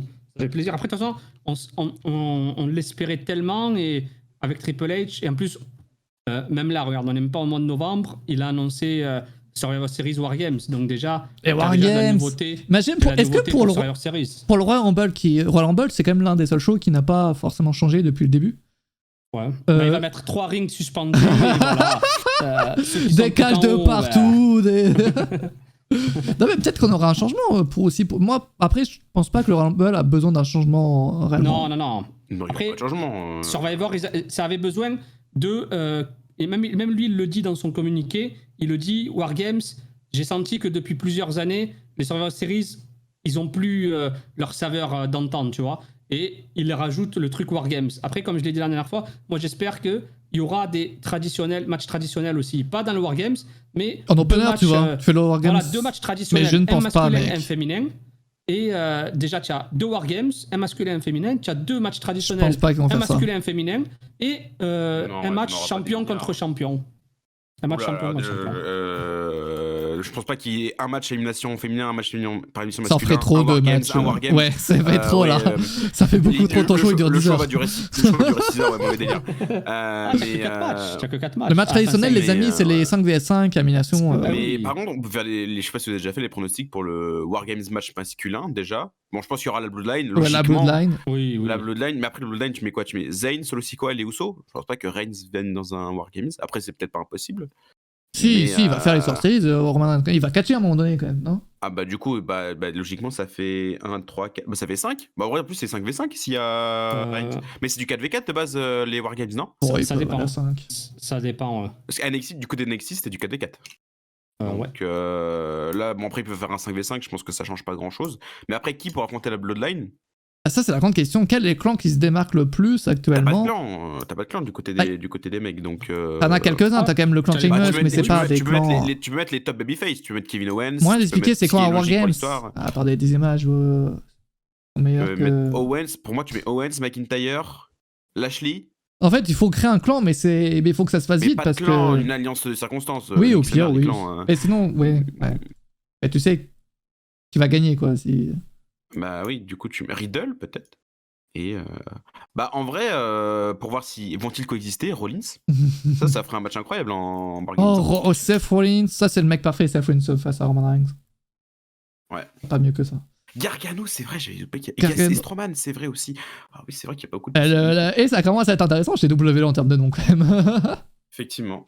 Il y a quelque chose.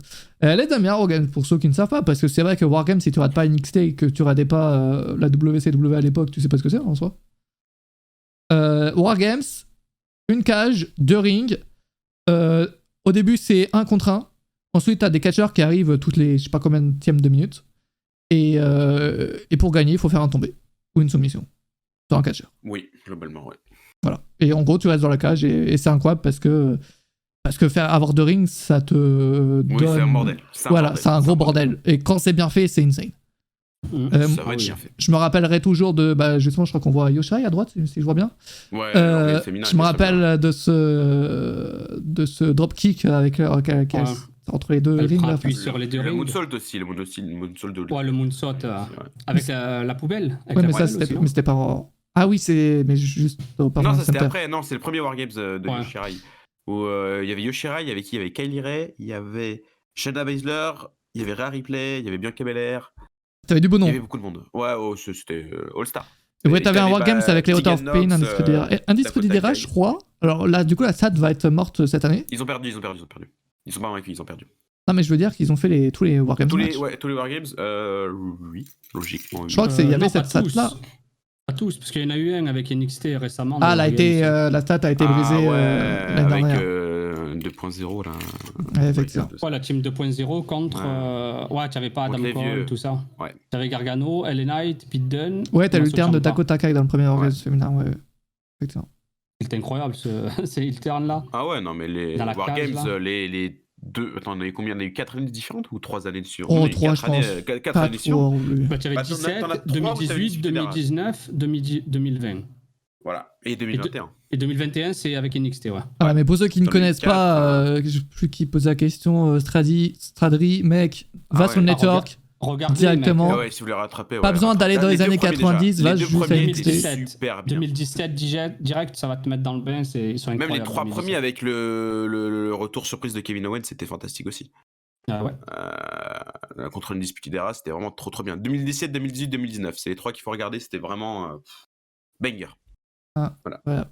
On a déjà eu un 3 vs 3 vs 3, ah ouais. Alors pas à NXT en tout cas. Oui. C'est NXT, oui, t'avais. C'était NXT, ouais. T'avais Strowman et Authors of Pain contre Undisputed Era, contre. Attends, Strowman. Contre Sanity. Sanity, ouais, c'est ça. Ouais. Non, mais AUP, il n'était pas avec Strowman. Non, avec Strong. Roderick Strong. Ouais, Strong, pardon. Attends, mais c'est toi qui as dit Strowman ou c'est moi qui ai entendu Strowman? Moi je dis Strong. J'ai entendu Strowman aussi. Ouais, moi je crois aussi, je crois que t'as dit Strowman, je crois, mec. Non, Roderick Strong, Authors of Pain contre Sanity. Mais c'est vrai que Roderick Strong n'était pas avec l'Undisputed Era de base. Encore, ouais. J'ai entendu Strowman, t'as vraiment dit Strowman. Voilà. J'ai dit Strowman. Aïe. de mytho. Oui, c'est ça. Enfin bref, voilà, ça va être incroyable. J'ai trop hâte pour les Sorceries qui. Mais de base, on parlait pas ça. Je sais plus de quoi on parlait de base. de Bray Wyatt. Mais on s'en tape totalement. Les amis, que s'est-il passé d'autre cette semaine? C'est telle est ma question. Est-ce qu'à votre avis j'ai préparé le live? Absolument pas. Il y a eu Raw. Il y a eu Raw, si tu commences par le début de semaine. Raw, mais on en a un peu parlé là. Ouais, c'est vrai qu'on a passé en revue Raw. Dynamite, on l'a dit. Moi j'ai une image. Vas-y, tu voulais dire quelque chose?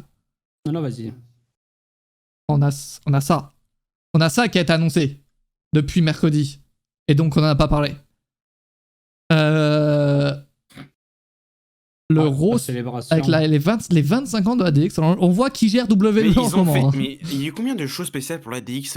Moi, il y en a eu. Ah ouais, mais moi je m'en souviens pas d'un seul. Mais les Raw 25, les shows spéciales, il y en a un par an avec les légendes et les shows qui servent à pas grand chose en plus. Donc, oui, non, mais là, c'est un show pour la DX. Non, mais moi je trouve ça trop bien de faire des éditions spéciales anniversaire. Est-ce qu'il y aura Billy Gunn?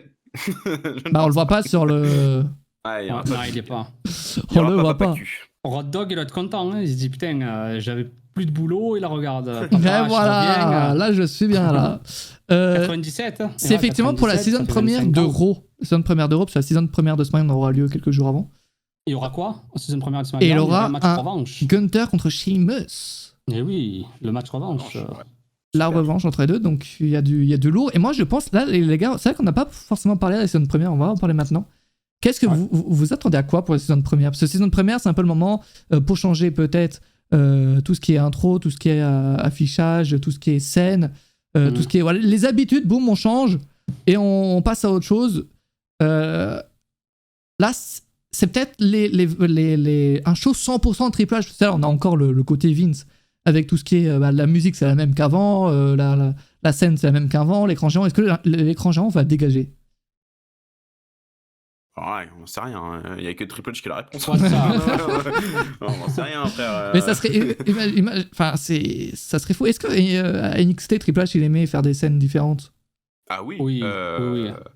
Au début, pas vraiment, dans mes souvenirs, mais à la fin, avant le Covid, avec les. Je me rappelle de Takeover 30. Avec. Oui, Takeover 30, t'avais. Putain, avec le truc d'horreur, pas truc d'horreur, mais. Oui, Aluna Avoc, t'avais d'autres shows comme ça où la stage était un peu. Quand c'était encore au Performance Center à cause du Covid, et il y avait les shows qui étaient pas trop mal avec.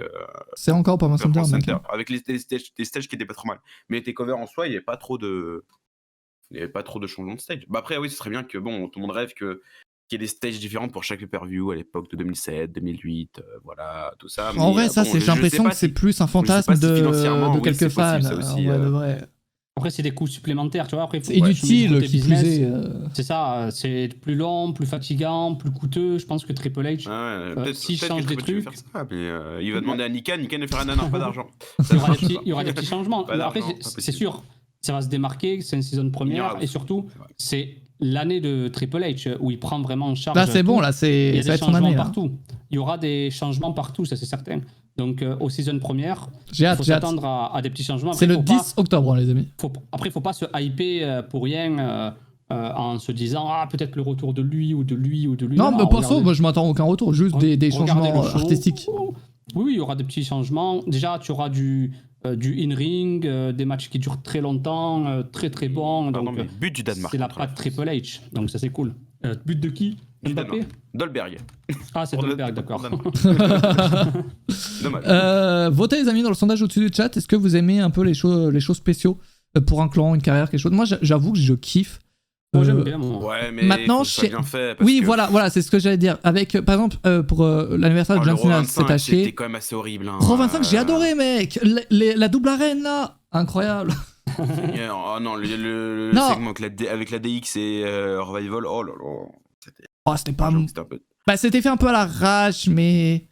Ouais, j'avoue que la manière de faire, mais en soi, la manière. Enfin, je sais pas, moi j'adore en fait. Juste que ça soit pas un Raw ordinaire, tu vois, oui, qu'il y ait des surprises et tout, qu'il se passe des choses. Quelque chose de soirée DX. Et on sait pas, peut-être Hans Sogel, il va venir.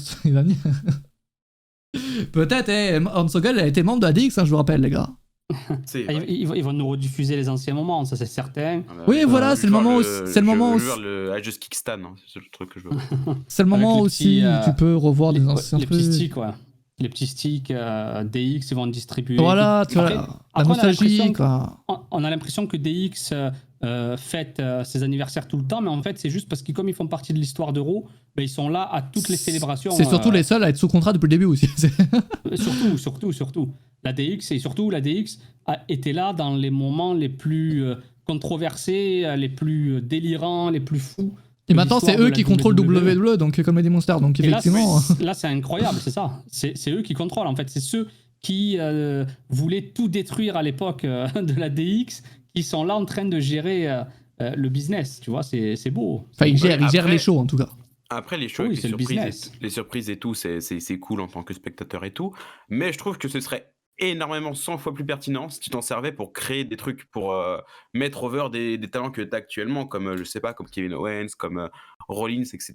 Ou genre tu utilises pour interagir avec la DX et qui les rend. Mais c'est ce qu'ils ont fait, mec. C'est ce qu'ils avaient fait à l'époque. Oui. Je me rappelle. Non, mais pour qu'ils soient debout à la fin, pour que la DX donne un peu d'overness et que ça. Parce qu'ils l'ont fait avec Rollins, ok, mais ça va pas servir à grand chose. Il l'avait fait aussi avec. Il y avait pas un truc avec Ricochet, je sais plus quel show. Oui, avec Ricochet, parce que Ricochet il était blessé. Mais il pouvait pas venir. Bon, ça n'a pas aidé les masses non plus, tu me diras. Ouais, c'est sûr. Merci Alex pour le 2e mois de ce. Merci. Il partait perdant déjà.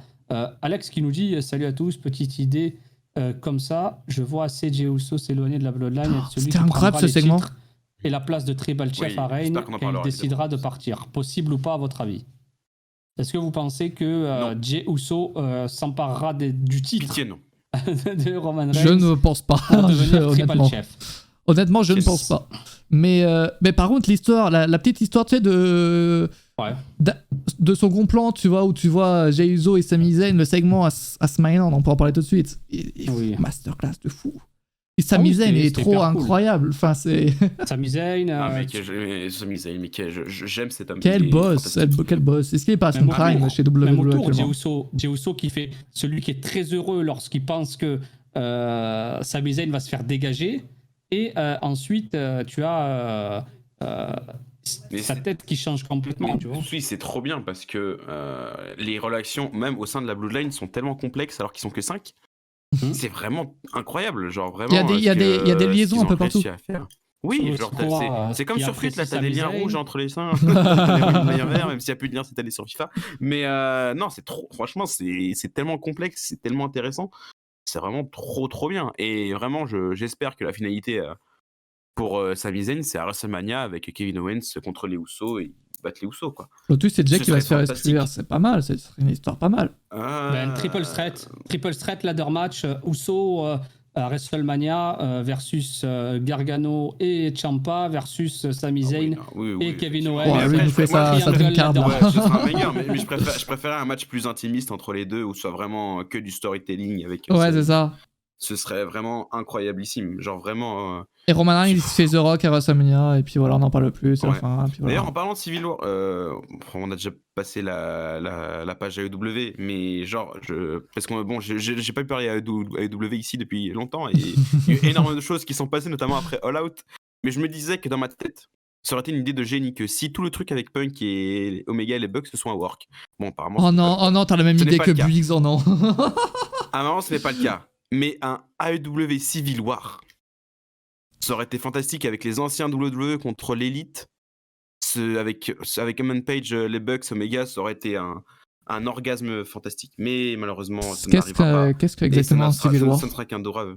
C'est Blood and Guts. Une guerre civile au sein de AEW. Pas forcément Blood and Guts, mais une guerre civile au sein de AEW.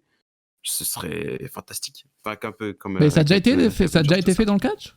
Pour avoir un exemple sur quelque chose ou... Non, mais je sais pas, une guerre de clans, mais là, franchement, avec toute l'histoire de AEW et ce que ça représente, ça aurait été fantastique. Après, Eric Bischoff, ce qu'il a dit, si Tony Khan n'était pas con, il réglerait ses soucis en coulisses et il en ferait une storyline. Bah oui, c'est ce qu'il veut faire, parce que Tony Khan a toujours fait ça aussi. Parce que la controverse, ça crée de l'argent. Bah oui, mais là, j'ai juste imaginé ça, genre AEW catcheur d'origine contre XWE, ça aurait été fantastique. Mais malheureusement, vas-y, ils s'aiment pas tous, donc c'est chiant. Ouais. Mais parce que Kenny Omega va aller à la WWE. C'est pour ça, son contrat. Tu y crois, Lorenzo, à ça ou pas? En février. Je regardais, il arrête pas de. Je le vois plus arriver de revenir du côté New Japan plutôt que d'aller de côté WWE. Hein, Pour New Japan, par rapport à l'histoire avec Kota Ibushi, tu vois, c'est plus par rapport à ça que ça risque de bloquer, tu vois. Mais... C'est pour ça que moi, je vois Papa H, si tu m'écoutes, Paul Levesque. Pas 5 coups de fil à Kenny Omega, il est actuellement au Japon. Il y a beaucoup trop de liens avec AEW, le jeu vidéo, la division féminine, c'est lui qui s'en occupe aussi. Non, Omega va rester du côté d'AEW, je pense. Mais non, mais ça aurait été fantastique. Mais voilà, c'était la petite parenthèse, mais du coup, du côté de WWE, je sais pas qu'on parlait de quoi. Mais voilà. C'est parce que j'ai vu le truc Civil War dans le chat, et ça m'a fait penser à ça. Pas de problème, écoute. Vous parlez de la Bloodline, de ce segment qui était magnifique. Et le match à la fin de le main event. Le main event, c'est un main event de TakeOver, ça. Ça, c'est un main event de TakeOver. Vraiment. Et en plus, ce que j'adore, c'est que on sent une vraie personnalité, et surtout du côté des Brawling Brutes. Je parle pas de Sheamus, je parle de Pete Dunne et de surtout Ridge Holland. Surtout Ridge Holland, j'ai l'impression qu'il s'affirme de plus en plus, et ça me fait plaisir parce que après il a blessé Biggie, mais c'est un coup du sort, tu vois, terrible, c'est sûr, mais il s'est jamais réveillé le matin en se disant je vais blesser Biggie, donc voilà, là. Et je sens qu'entre Pete Dunne et Ridge Holland, il y a moyen d'avoir une vraie équipe et un clan avec les Brawling Brutes. Et en plus, j'ai vu qu'ils avaient l'appui de la foule. Ça fait vraiment plaisir. Et Sheamus, pour moi, je sens qu'il a cette aura de vétéran et de leader de vestiaire. De vraiment, et si c'était lui contre la Bloodline, enfin eux contre la Bloodline au War Games, ça pourrait être pas mal. Ça pourrait être pas mal. Après, est-ce qu'ils vont faire un 4 contre 4 ou un 5 contre 5, on ne sait pas. Ils pourraient rajouter une ou deux personnes, tu vois, dans leur équipe, donc pas mal. En tout cas, le match, il était excellent, le match. Qui est crédible maintenant pour Battle Reigns, crédible Cody. Ah, Cody, clairement, hein. Cody Rumble, Cody Barren de WrestleMania, et on pleure tous. Ça peut être une très belle histoire. En plus, rien que le fait que ce soit Cody, il y a aussi le fait que le mec revienne d'une blessure, tu sais, ça fait un peu quand même... oui. Et en plus, Cody, il a dit récemment dans une interview ici, il a dit vous savez très bien où est-ce que je veux revenir, et je fais tout pour revenir là où il faut. Donc bon, évidemment, il parle du Rumble. Évidemment, il parle pas dans le live event au fin fond du Texas. Voilà, exactement. Donc en vrai, on croit dur comme fer que ce WrestleMania l'année prochaine sera fantastique. Pourquoi pas Lesnar, non. Please, non. Lesnar, il y a des rumeurs. Hein. Il y a des rumeurs pour l'Arabie Saoudite. Ah, Seigneur, non. Ah ouais, j'avoue que non, mais par si contre, je regarde pas les shows d'Arabie Saoudite. Sous Triple H. Roman Reigns, je trouve Logan Paul Roman Reigns, ça va être pas mal, je pense. Toi, t'aimes bien, toi. T'es contre aussi. En vrai, Logan Paul, de ce qu'il a montré pour l'instant dans le ring, c'est très bien. Donc là, avec Roman Reigns, ça peut être une histoire Goldberg. à raconter. Non, je pense qu'on peut oublier, les gars.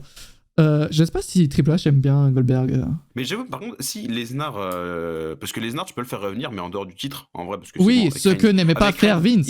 Ils sont affrontés 15 fois, c'est bon, avec Reigns, il faut arrêter, laissez-nous tranquille. Donc là, en vrai, moi, je pense que pour WrestleMania, un Lesnar-McIntyre, vu que Lesnar s'est toujours pas vengé de la défaite contre McIntyre il y a 2 ans maintenant, ça peut être très intéressant, un Lesnar-McIntyre à WrestleMania. Le petit rematch. Petit rematch, je trouve que ça pourrait être vraiment cool. Lesnar-Lashley, il y en aurait pu. Ah non, dans un vrai match, Lesnar-Lashley. Non. J'aime bien Lashley, mais je préfère Lesnar McIntyre en vrai. Même si Lesnar, lui aussi, doit changer de Lashley techniquement, vu qu'il lui a pris le titre au Rumble. Après, dites-vous que, c'est vrai que ce serait logique aussi. Lesnar était pas très content quand il a appris que Vince il se cassait. Donc, est-ce qu'il va vouloir revenir? Ça aussi, c'est. Oui, je pense. Il est revenu quand Hunter était là. Il a fait. Donc, il a juste continué sa vérité. Oui, mais... c'est vrai qu'après, il a coach sa réalité. Mais à voir maintenant s'il veut vraiment revenir. Il serait barré quand même. Donc, oui. Si tu lui proposes les bons sous-sous, de toute façon, Lesnar, il a rien à foutre. Oui, il appelle du chèque, évidemment. Frérot, dès que lui, il peut chasser et tout va bien, lui. Bah non, pas 10, les McIntyre, genre une revanche WrestleMania, c'est tout, et on s'arrête là. Il y a McIntyre qui gagne clean de chez clean, et comme ça, on est bien. Un Drew McIntyre, Cody Rhodes pour après WrestleMania, ce sera super pour le titre. Non mais j'ai hâte de voir si comment Triple H, si Brock Lesnar revient, comment il va construire Brock Lesnar. Ouais. En plus, c'est Ric Flair qui disait qu'apparemment, il pense pas que Triple H soit vraiment très fan des part-timers qui vont de la course au titre. Donc, à voir. Et il est annoncé pour Day One, Lesnar? Il est annoncé, mais de manière un peu chelou. C'est-à-dire qu'il est que sur l'affiche, quoi. Il y a juste écrit Brock, il n'y a pas écrit Lesnar. Mais... non, il est juste sur l'affiche. Mais du coup, il y a des gens qui sont en mode, est-ce que c'est pas l'affiche juste de l'année dernière, en fait? Donc, à voir. À voir. Et s'ils sont juste pas ressortis la même affiche. Et d'ailleurs, c'est quoi la carte pour Extreme Rules pour l'instant? Parce qu'à part Karrion Kross, du coup, McIntyre, il y a quoi comme autre match qui a... Tu as Seth Rollins contre Riddle dans un... C'est vrai. Fight Pit. match, effectivement. Tu as Liv Morgan. contre Ronda Rousey dans un Extreme Rules match. Ouais. Liv Morgan qui a fait un spot assez Qui incroyable. était plutôt cool. Ouais. Et cool. Très bien réalisé. Et Très bien réalisé, le cameraman incroyable. Ouais. Et enfin, Après, heureusement qu'il y a d'autres angles, tu vois. Heureusement qu'ils mettent les ralentis, tu vois. Parce que le caméraman. C'est pas le caméraman qui a foiré. C'est quoi c'est quoi Fight Pit? C'est une mini cage en vrai. C'est comme un steel cage, mais avec la cage un peu plus petite et qui ressemble un peu à une cage de MMA. Il a été fait une fois. C'était fait NXT Team Thatcher contre Riddle. 2 fois. Deux fois. Ah oui, dernièrement, oui. Riddle Thatcher et Ciampa Thatcher. Ah oui, peut-être, effectivement. Les 2 matchs n'ont jamais eu lieu avec du public, donc j'ai hâte de voir ça. Ça peut être vraiment cool, ouais. C'est vrai que moi, je crois que je n'ai jamais vu ces 2 matchs-là. Il faut faire quoi exactement? C'est juste une cage et... Oui, et il faut me rendre KO, je crois. C'est KO ou soumission, un truc comme ça. C'est ça. Ouais. Ok. Il y a Antoine qui a fait un article. Ah, vous expliquez un peu. Karen Cross, je crois pas trop pour prendre le titre. Même si je pense qu'il va battre McIntyre dans le strap match, je pense, parce que bon, faut le crédibiliser un minimum. Il va peut-être avoir son shot au Rumble. Je pense peut-être un Karrion Kross contre Reigns au Rumble, ce serait logique. Mais je le vois pas prendre le titre directement alors qu'il est arrivé il y a 2 mois, quoi. Après, c'est juste pour l'impact, hein, le fait qu'il ait débuté alors qu'il y avait sur le ring, tu vois, McIntyre, tu avais Roman Reigns et tout. C'est juste pour l'impact. Et comme l'a dit Lorenzo, il va pas aller chercher le titre maintenant. Hein. Faut pas se leurrer, tu vois. Et du coup, pour finir. Juste pour rebondir avec ce que tu dis, Hildens pour les 2 ceintures, je trouve le plus logique que la WWE pourrait faire pour avoir 2 ceintures différentes, c'est attendre WrestleMania. Bon, c'est un peu loin, mais il faut attendre WrestleMania. Cody qui gagne le titre, mais qui soulève que le titre WWE parce que c'est dans sa promo de retour où il dit que c'est son rêve le plus fou de faire ce que son père n'a jamais fait, c'est de gagner le titre WWE et du coup de laisser le titre Universal pour l'autre brand où il sera pas. Je pense que ce serait plus logique à faire pour... Ok, c'est possible, mais ça serait tellement con. Enfin, tu gagnes 2 titres. Et toi, t'es en mode, oh bah tiens, je te la donne, allez, je vous la donne, les gars, c'est gentil, c'est juste. Oui, mais... Ce qu'il faudrait, c'est que Triple H dise, comme ces titres-là sont unifiés, je ramène une ceinture. Oui, en fait, tu dois avoir une raison. Peut-être, tu vois. Mais oui, Cody qui va pas dire que oui, le titre universel c'est de la merde, mais il va dire que il va dire que ton rêve c'est le titre WWE, le titre universel, c'est pas fait pour moi, je sais pas quoi, une connerie comme ça, une pirouette, enfin, faites ce que vous voulez.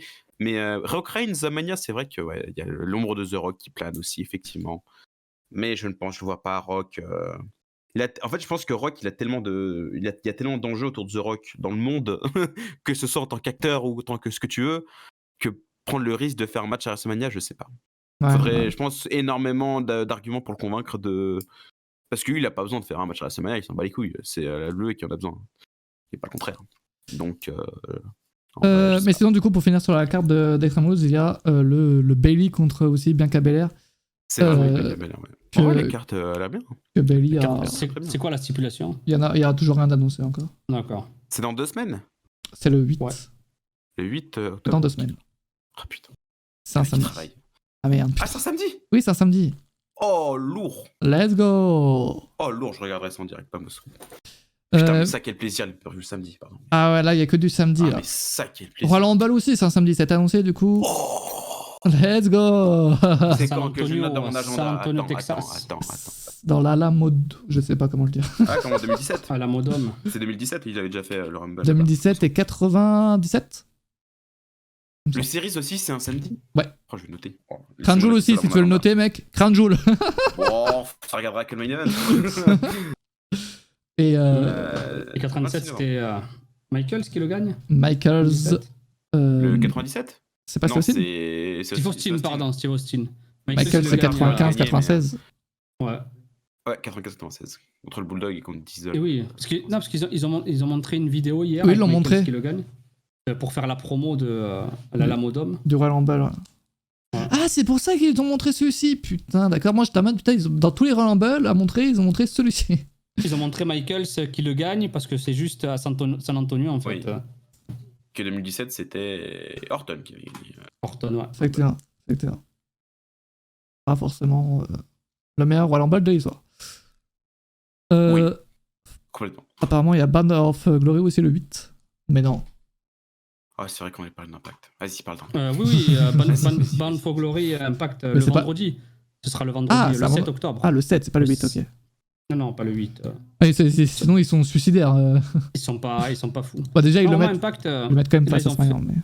Ouais, ils ont fait Victory Road là ce vendredi.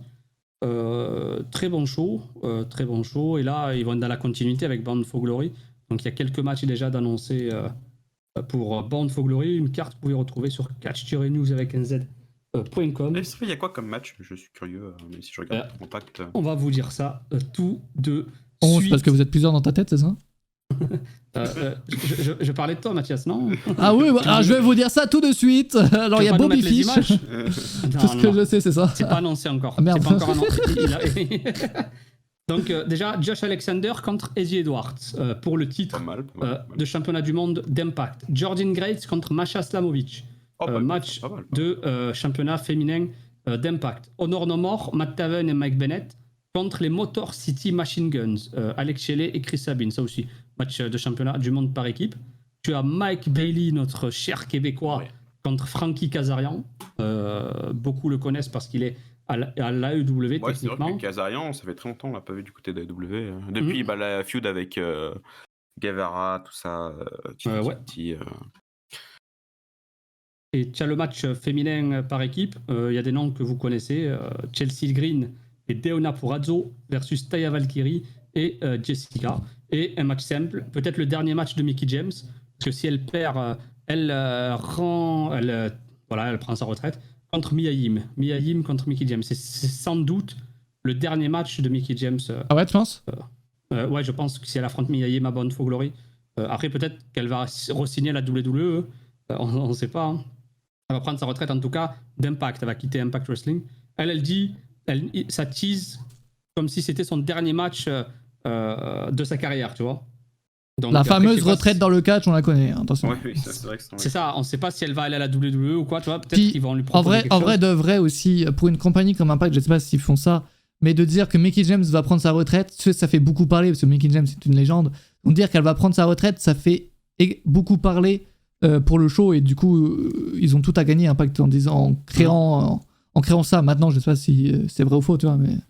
Ah oui, après si elle signe à la WWE, et comme le dit Xenote, s'ils arrivent à choper Nick Aldis là-bas, et surtout que maintenant c'est Triple H qui gère, donc parce que Nick Aldis il avait un souci avec, je sais plus avec qui, je sais pas si c'est des Bruce Pritchard ou quelqu'un. Ah merde, oui, ouais. Il est encore là lui d'ailleurs. Donc, Bruce Pritchard, je crois qu'il est toujours là. Mais ouais, je crois qu'il est encore là.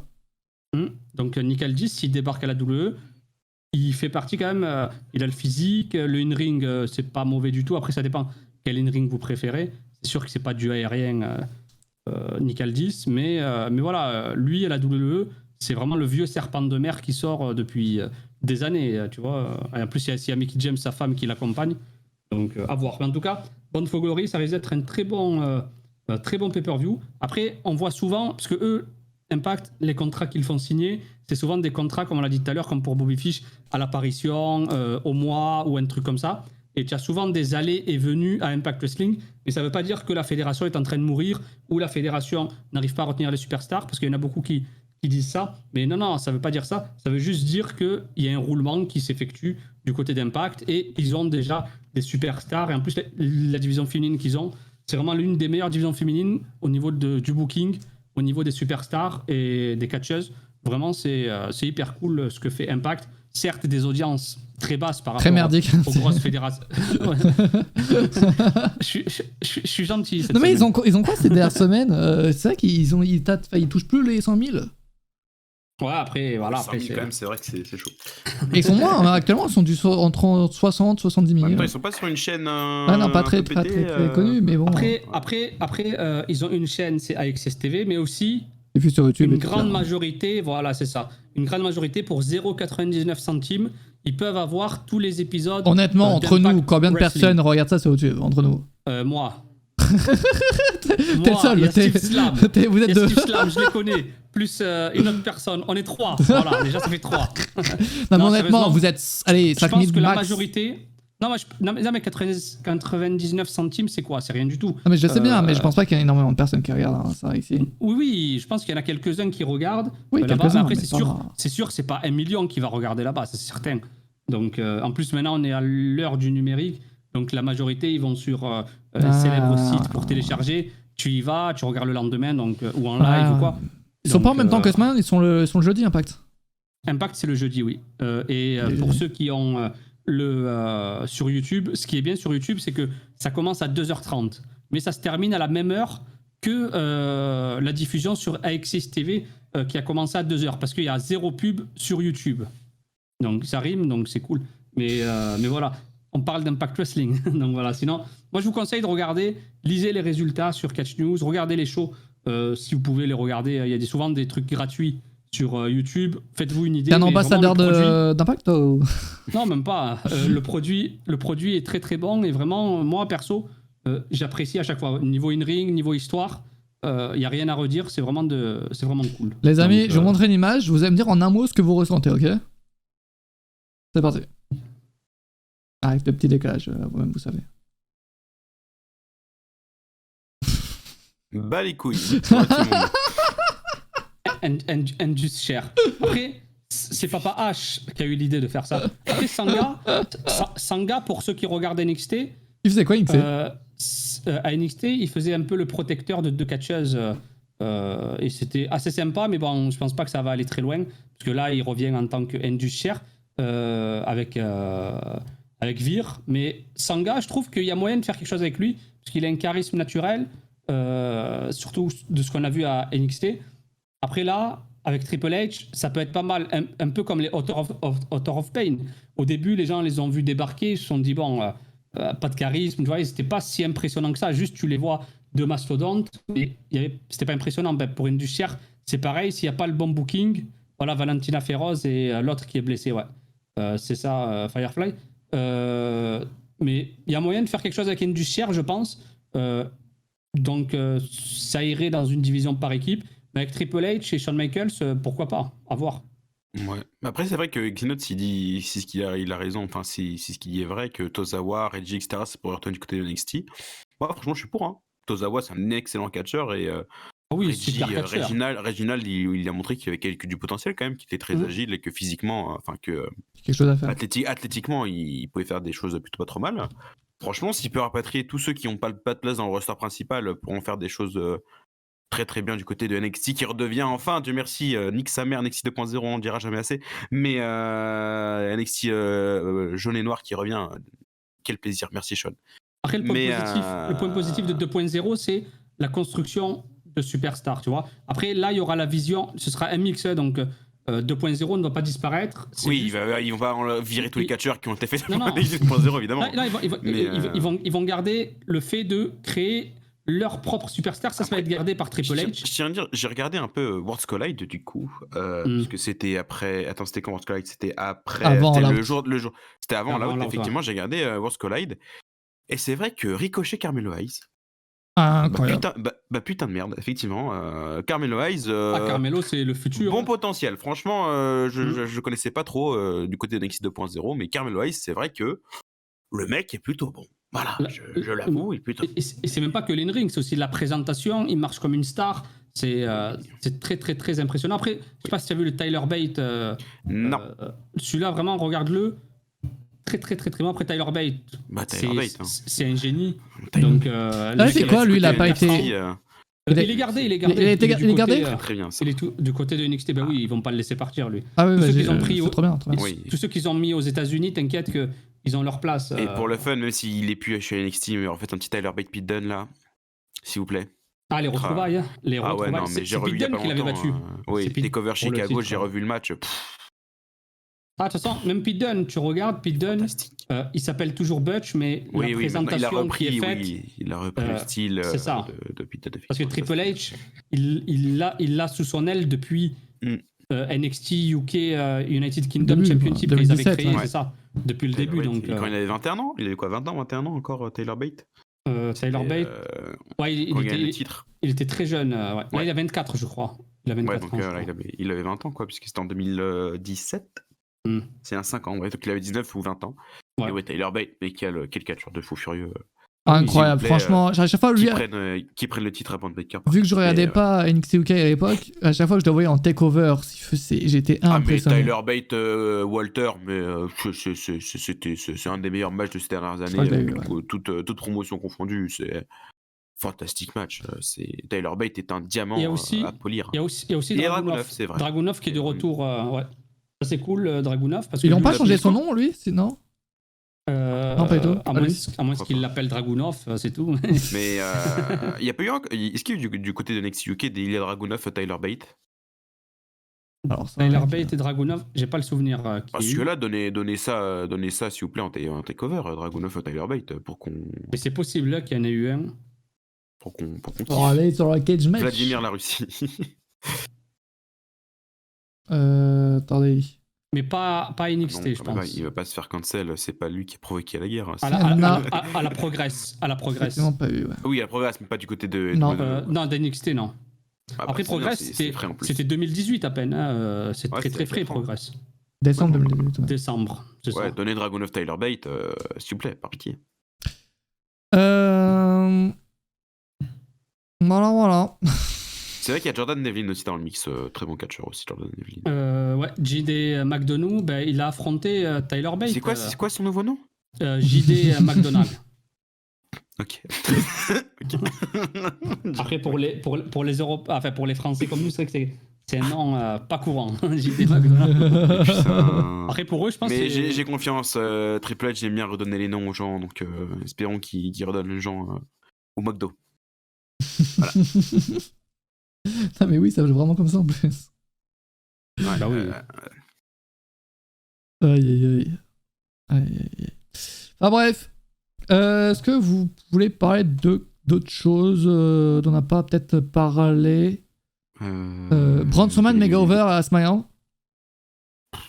Ouais, pourquoi pas, Braun Strowman. Après, moi, j'ai jamais été un très très grand fan de Braun Strowman, mais c'est un catcheur atypique, un géant comme on aime bien du côté de WWE. Donc, si c'était bien booké et que voilà, pourquoi pas. Allez. Why not? Braun Strowman, son meilleur travail de façon, une ring, ça a toujours été ses matchs contre Reigns en 2017. Hein. Il a jamais fait mieux. Et le Fatal 4 ou Triple Threat qu'ils avaient fait. Oui, c'est vrai, avec Lesnar. Son dernier match là. Mais après, avec Lesnar, c'est que c'était bien pendant une minute, puis après, Lesnar le fumait, quoi, donc c'était pas fou. Mais oui, Strowman, moi j'attends. Strowman, c'est pas ma cam aussi. Ouais. Après, certes, c'est un big man, comme tu l'as dit, c'est une attraction. Oui, mais perso, hier, j'ai regardé. Enfin, je sais pas quand est-ce que j'ai regardé son truc, ça doit être hier, mais j'ai regardé, voilà, tu vois, ça m'a pas non plus. Voilà. Il squash des gens, quoi. Après, je préfère Strowman qu'un Homos ou qu'un. Ouais, c'est sûr. Ou qu'un Virman, quoi. En vrai. C'est sûr. Homos, quand même, ils lui ont donné sa chance pendant 2 ans. Après, ça faisait 2 ans qu'il était dans le roster principal. Bon, le mec. Après, Homos, tu sens que il fallait qu'il perde un peu quelques kilos, tu vois. Parce que tu sentais qu'il n'était pas très très vif. Mais là, la dernière fois qu'on l'a vu, il était très affûté et il bougeait beaucoup mieux. Homos, il y a moyen de faire quelque chose. Ouais, physiquement, avec MVP. Athlétiquement, Strowman, c'est mieux, déjà, je pense. Et en termes de charisme. Homos, après, je passe peut-être à côté, mais il dégage pas grand-chose, quoi. Il est juste giga grand, quoi. Ça s'arrête là. Au moins, Strowman, tu vois, pendant son run chez WWE, il a montré qu'il pouvait être assez charismatique et qu'il pouvait être marrant. Il y avait des programmes avec Elias dans mes souvenirs, c'était rigolo, quand même. C'était pas mal. Mais voilà, donc Strowman... oui, avec Alexa Bliss aussi, oui. Ça peut être un personnage qui avait de la profondeur, etc., qui était charismatique. Donc Strowman, ça me dérange moins qu'un Homos ou qu'un Virman, quoi. Où c'est juste des mecs qui sont grands et ça s'arrête là, quoi. Même si Virman était un peu moins grand, mais il était impressionnant, quoi. Ça restait là, ça s'arrête. Au moins, Strowman, je trouve que, bon, au niveau des grands, c'est peut-être ce qui se fait peut-être un peu de mieux du côté de WWE ces dernières années, quand même. Ça peut aller. Même si c'est pas un cam, ça peut aller. La collection de DVD. J'avoue, je voulais trop faire un live collection, là. Et du coup, pas aujourd'hui, mais... Je veux trop pas qu'on parle de collection. D'ailleurs, j'ai eu une idée de concept aujourd'hui. Je sais pas si ça se fera, mais... J'ai une idée. Pour une fois que j'ai une idée... J'avoue Max Dupri qui pourrait revenir en LA Knight. Oui, de toute façon, c'est teasé depuis plusieurs semaines. Je trouve ça dommage. Moi, j'aimais bien MMM. Je sais que tout le monde chie dessus, mais moi, j'aime bien. Du divertissement pur. Après, c'est ce qu'il aime faire, Triple H. C'est ne pas jeter du jour au lendemain la storyline, même si la storyline il l'aime pas, je pense, Triple H, Maximum Mal Models. Moi j'aimais trop Marseille. Il va faire une logique pour faire disparaître cette ignominie qu'on a. Vraiment, c'est horrible. C'est horrible. Il y a du potentiel, mais là, c'est parti un peu trop loin, tu vois. C'est. Ouais, je sais pas. J'aimais bien. Après, bon, là, ça passe à autre chose. Why not? Ezekiel aussi, mais je pense que Ezekiel c'était le projet de base. Hein. Ça n'avait pas duré très longtemps. D'ailleurs, on n'a jamais vu du coup je crois que c'était son grand frère, je sais plus. Comment il s'appelait? Elding? Un truc genre, je sais plus son nom. L'autre frère, quoi, merde. Elrod, c'est ça. Omos devient quoi? Je l'ai pas vu depuis WrestleMania. Il est apparu après WrestleMania, mais depuis que Triple H est là, c'est vrai qu'on le voit plus. Je crois qu'il est à Main Event, non? Qui ça? Omos, je sais pas, ça fait longtemps que je n'ai pas regardé les matchs de Main Event. il était la dernière fois qu'il a catché. La dernière fois que je l'ai vu, c'était à Raw. Ouais, le 12 septembre, il a Squatch. Ouais, c'est là où il y a eu des petits soucis de connexion du côté de.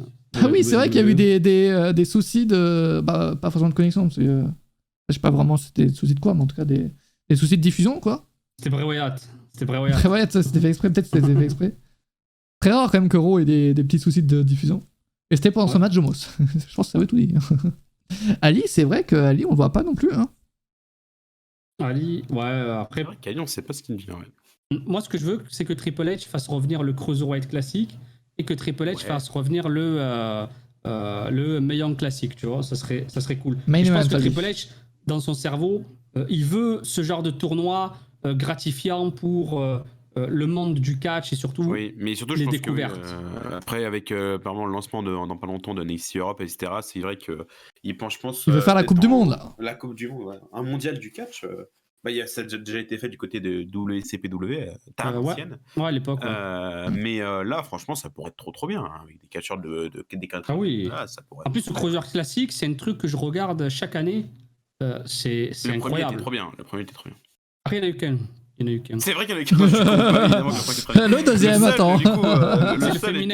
C'est le féminin, il y en a eu plusieurs. Le seul était trop bien et le match Cedric Alexander côté Ibushi, c'était. Ouais. Quel banger ce match-là. TJP Ibushi. C'était pas mal aussi. Ouais. Non, Ibushi il a perdu. Attends. C'était TJP, si. TJP, oui, il a battu Ibushi, pardon, en soumission. Par soumission, il avait battu. En demi, ouais. Et en finale, c'était contre Grand Metallic. Grand Metallic contre TJP. TJP qui le gagne. Des bangers sur ce. Ah oui, c'est incroyable. Et Zack Sabre. Après, tu le vois direct. Il perd en demi, non, Zack Sabre? En demi, ouais. Bah, Zack Sabre Junior est contre Grand Metallic. Ouais, Zack Sabre, c'était avant qu'il soit vraiment du côté de New Japan et qu'il prenne de l'ampleur, Zack Sabre Junior, mais. Ouais, non, mais c'était trop bien ce. Après, c'est les deux qui ont refusé le contrat à cette époque-là. Ouais. C'est pour ça qu'ils perdaient en demi, en fait. Oui, effectivement. Mais les deux meilleurs matchs du premier Cruiserweight classique, du coup, Alexander Ibushi qui était fantastique, et Gargano Ciampa aussi, hein, le tout premier match entre les deux. Oui, c'est vrai. En premier tour, c'était trop bien. Cruiserweight classique, c'est incroyable. Après, là, j'ai regardé pour le match AJ Styles Roman Reigns, regardez celui de Extreme Rules. Attends, je voulais te poser une question d'ailleurs. Attends. Parce que, alors pour ceux qui ne savent pas, il y a eu donc le Roman Reigns contre AJ Styles en live event hier. Ouais. Première fois depuis 2016. Ouais. Et je voulais poser la question du coup à Jugurtha, grand fan d'AJ Styles. Est-ce que t'as vu le match? Est-ce que t'as vu le match entier ce qui est sur YouTube? J'ai pas encore vu, mais je vais le voir. Ah non. Oui, je vais le regarder. Je te rappelle, j'ai vu le show. Oui, c'est ça, pour ça que la question c'est pour ça que je te pose ça. Jugurtha avait vu un show en entier, un live event en entier. Filmé par un fan. C'était au Madison. Ouais, je crois que c'est ça, ouais. Le gars, il avait regardé comme si c'était un show télé, juste un mec qui filmait. Mais le mec, je sais pas quelle caméra il avait, mais il t'a filmé le truc, tu avais l'impression d'y être en fait. C'était incroyable. Après, là, pour le match de Omega, AJ Styles. Je suis pas du tout fan d'Omega. Non, ça se voit pas. AJ Styles, le AJ Styles Reigns, tu vois juste les petits enchaînements, j'ai vu des petits extraits et tout. Tu te dis, c'est pas un match de live event, ça. Après, de toute façon, en live event, à chaque fois, ils te proposent de bons petits matchs. Même à Paris, là, on avait eu Roman Reigns contre Drew McIntyre. De très bons matchs. Avant Clash, les gars, on l'avait vu avant Clash. Ah oui, mais regarde, après, moi je conseille à ceux qui ont ceux de pay-per-view, il y a celui qui a été mis, le Payback, c'est ça Payback. Ouais, Payback. Et il y a celui d'Extreme Rules, mais celui d'Extreme Rules, il est nettement meilleur, enfin pour ma part, entre les deux. Après, je sais pas s'ils l'ont mis sur YouTube celui-là. Non, ils l'ont pas mis. Ils l'ont pas mis, d'accord. Sinon, ils l'auraient mis, Mathias, sur le... Il m'a fait plaisir cet article de Mathias, qui nous parle de l'un des goats de la WWE, AJ Styles. Donc, Styles contre Reigns, ils nous le font en PLE un jour. Et c'est vrai que ça fait longtemps qu'ils ne sont pas affrontés, qu'ils ne se sont pas croisés, depuis 2016. Quoi. Ouais, peut-être au Royal Rumble. Au Royal Rumble, ce sera AJ Styles. Peut-être, non? Ah non, j'aime beaucoup AJ Styles, mais non, Cody. Peut-être. Par pitié, Cody. Non, Cody, il sera dans le Rumble. Ah oui, non, pour affronter Reigns. Oui. Pour moi, ce serait plus logique que ce soit Karrion Kross. Mais, Karrion Kross? Ouais, ce serait logique, parce que McIntyre a eu sa chance. Logiquement, c'était lui le prochain inline. Ouais. Donc je pense que Karrion Kross va battre McIntyre. Je pense que ça sera avant quand même. Day One peut-être. Je pense pas que Reigns va catcher Day One. Ouais, je pense pas non plus. Reigns, s'ils mettent Reigns, ils te le mettent contre AJ Styles à Day One. Parce que c'est un peu le show qui sert un peu à rien, tu vois, Day One. Ouais. Mais il sert à quelque chose parce qu'il faut le promouvoir. Il est récent. Tu vois, donc par rapport à ça. C'est un bon petit show de. Ah oui, c'est cool. Qui ne sert à rien. Un bon petit show qui sert à rien. C'est vrai que le Raw de demain. Et la carte de Raw de demain, elle est folle. Ah oui, demain, c'est incroyable. Et surtout, il y a une catcheuse. C'est Bianca Belair, Io Sky, le match. T'as effectivement Bianca Belair contre Io Sky, banger. T'as Sami Zayn. Non, mais elles se sont affrontées déjà. Et le match, il s'était terminé en no contest. Ouais, c'était au début. Et là, vont se raffronter. Moi, Io Sky, je crois qu'elle est sur le ring. Tu as Sami Zayn contre AJ Styles. Asuka, Kairi Sane, Io Shirai. C'est mes 3 catcheuses que j'adore. Donc voilà. Vous en foutez, mais voilà, je vous le dis. Il y a Sami Zayn contre AJ Styles, banger. Alors, l'histoire de ce match, c'est juste. Ils se sont clashés sur Twitter, en gros. Ouais, mais le rending qu'ils ont fait, on dirait pas. C'est moi qui l'ai fait, il est tellement dégueulasse. Le quoi? Le render pour l'affiche. Ah ouais? Tu l'as vu l'affiche? On dirait elle a été faite, mais elle va vite. On dirait ils ont rajouté Sami Zayn, mais. Ah ouais? J'ai pas fait attention. Ouais, mais regarde-le, tu vois. Attends, j'ai envie de voir ça du coup, parce que tu m'as mais c'est sûr que ce sera un banger ce match. En plus, ouais, Panda Express en équipe, Gargano Owens. Attends, ne spoil pas! C'est fou ça! Non, mais c'est Monster Bliss, spoil pas, mec! No spoil! Merde voilà. alors! Mais Exinote! Pourquoi tu spoil le nom de l'équipe? Putain, c'est pas possible. Mais il nous l'a envoyé, Firefly, là. Et le render est normal, mec. Ah ouais? T'as fumé? Moi, Sami Zayn, je le trouve, on dirait, il fait tâche, en fait. Ok, très bien. La belle. Seth Wins contre Rey Mysterio. Le banger. Est-ce que ce sera œil pour œil? Attention, est-ce que quelqu'un va perdre son œil? Mysterio, on en a eu un il n'y a pas très très longtemps, Rollins Mysterio, donc vous étiez pas aussi excité que ça. T'es en train de dire que c'est du réchauffé? Non, mais c'est pour vous dire que... Qu'avant on s'en foutait et que maintenant c'est incroyable. Oui, maintenant que c'est Papa H, ça y est, il va changer le monde, c'est ça? Damien Priest contre Riddle. Et enfin Owens et Gargano contre Alpha Academy. Enfin bref, que des bangers. Les 5 matchs sont que des bangers. C'est totalement fou. Il est mal cadré. Mais non, c'est juste qu'il est trop grand, Sami Zayn. C'est un géant, le gars. Ou juste AJ Styles, il fait 1 mètre. Ce qui n'est pas non plus impossible. La dernière fois qu'ils se sont affrontés, Mysterio Rollins, c'était dans un No Holds Barred en novembre 2020. Aïe. Dans un bon No Holds Barred. Non, les amis, Road, c'est Insane. Dynamite aussi, il y a un gros programme. Je l'ai pas vu, mais je dis ça comme ça. Il y aura MJF qui va parler. MJF, il y aura Saraya Page qui sera. Ça peut être encore là. Ah non, MJF, Wheeler Utah, je pense qu'il le garde pour la semaine prochaine, je pense. Mais non, je sais pas vu ce qui était annoncé d'ailleurs, du coup. Il y aura Moxley contre Clinton. C'est ça. Ouais. Ça peut être très bien ça. Et la célébration de la Eliminator match. Appreciation. C'est ça. Ouais. Tu vas jamais regarder aucun show, mais si, j'aurai tous les shows de la planète, mec. J'aurai tous les shows de la planète. Bref, les amis, je vais vous souhaiter une bonne soirée. Et puis à mercredi, 18h. Non, ce n'est pas nul, ok. Et du coup, on se fera ce live. Ce live collection, les gars. On l'a du coup, on l'a pas fait. On aura un live pour AEW. Attendez, déjà que mercredi, c'est déjà, on ne sait pas. Alors imaginez dimanche. Là, qu'est-ce que tu réponds un dimanche, Jugurta? De quoi? Un live AEW. Collection? Live Weekend. Ouais, c'est trop tôt. AEW, on vous tiendra au courant en temps voulu. Et peut-être, Raw demain, si je suis debout, il y aura peut-être un live. Surtout que AJ Styles qui recatch. Tu as Panda Express. Vraiment, c'est un gros programme. Tu as Yoskai. Vraiment un gros programme demain pour Raw. Exactement. Donc, les amis, bonne soirée à vous. À mercredi, je vous emmène chez Sturi qui sera un Among Us. Et puis à la prochaine. Bonne soirée. Ciao. Ciao. La semaine prochaine.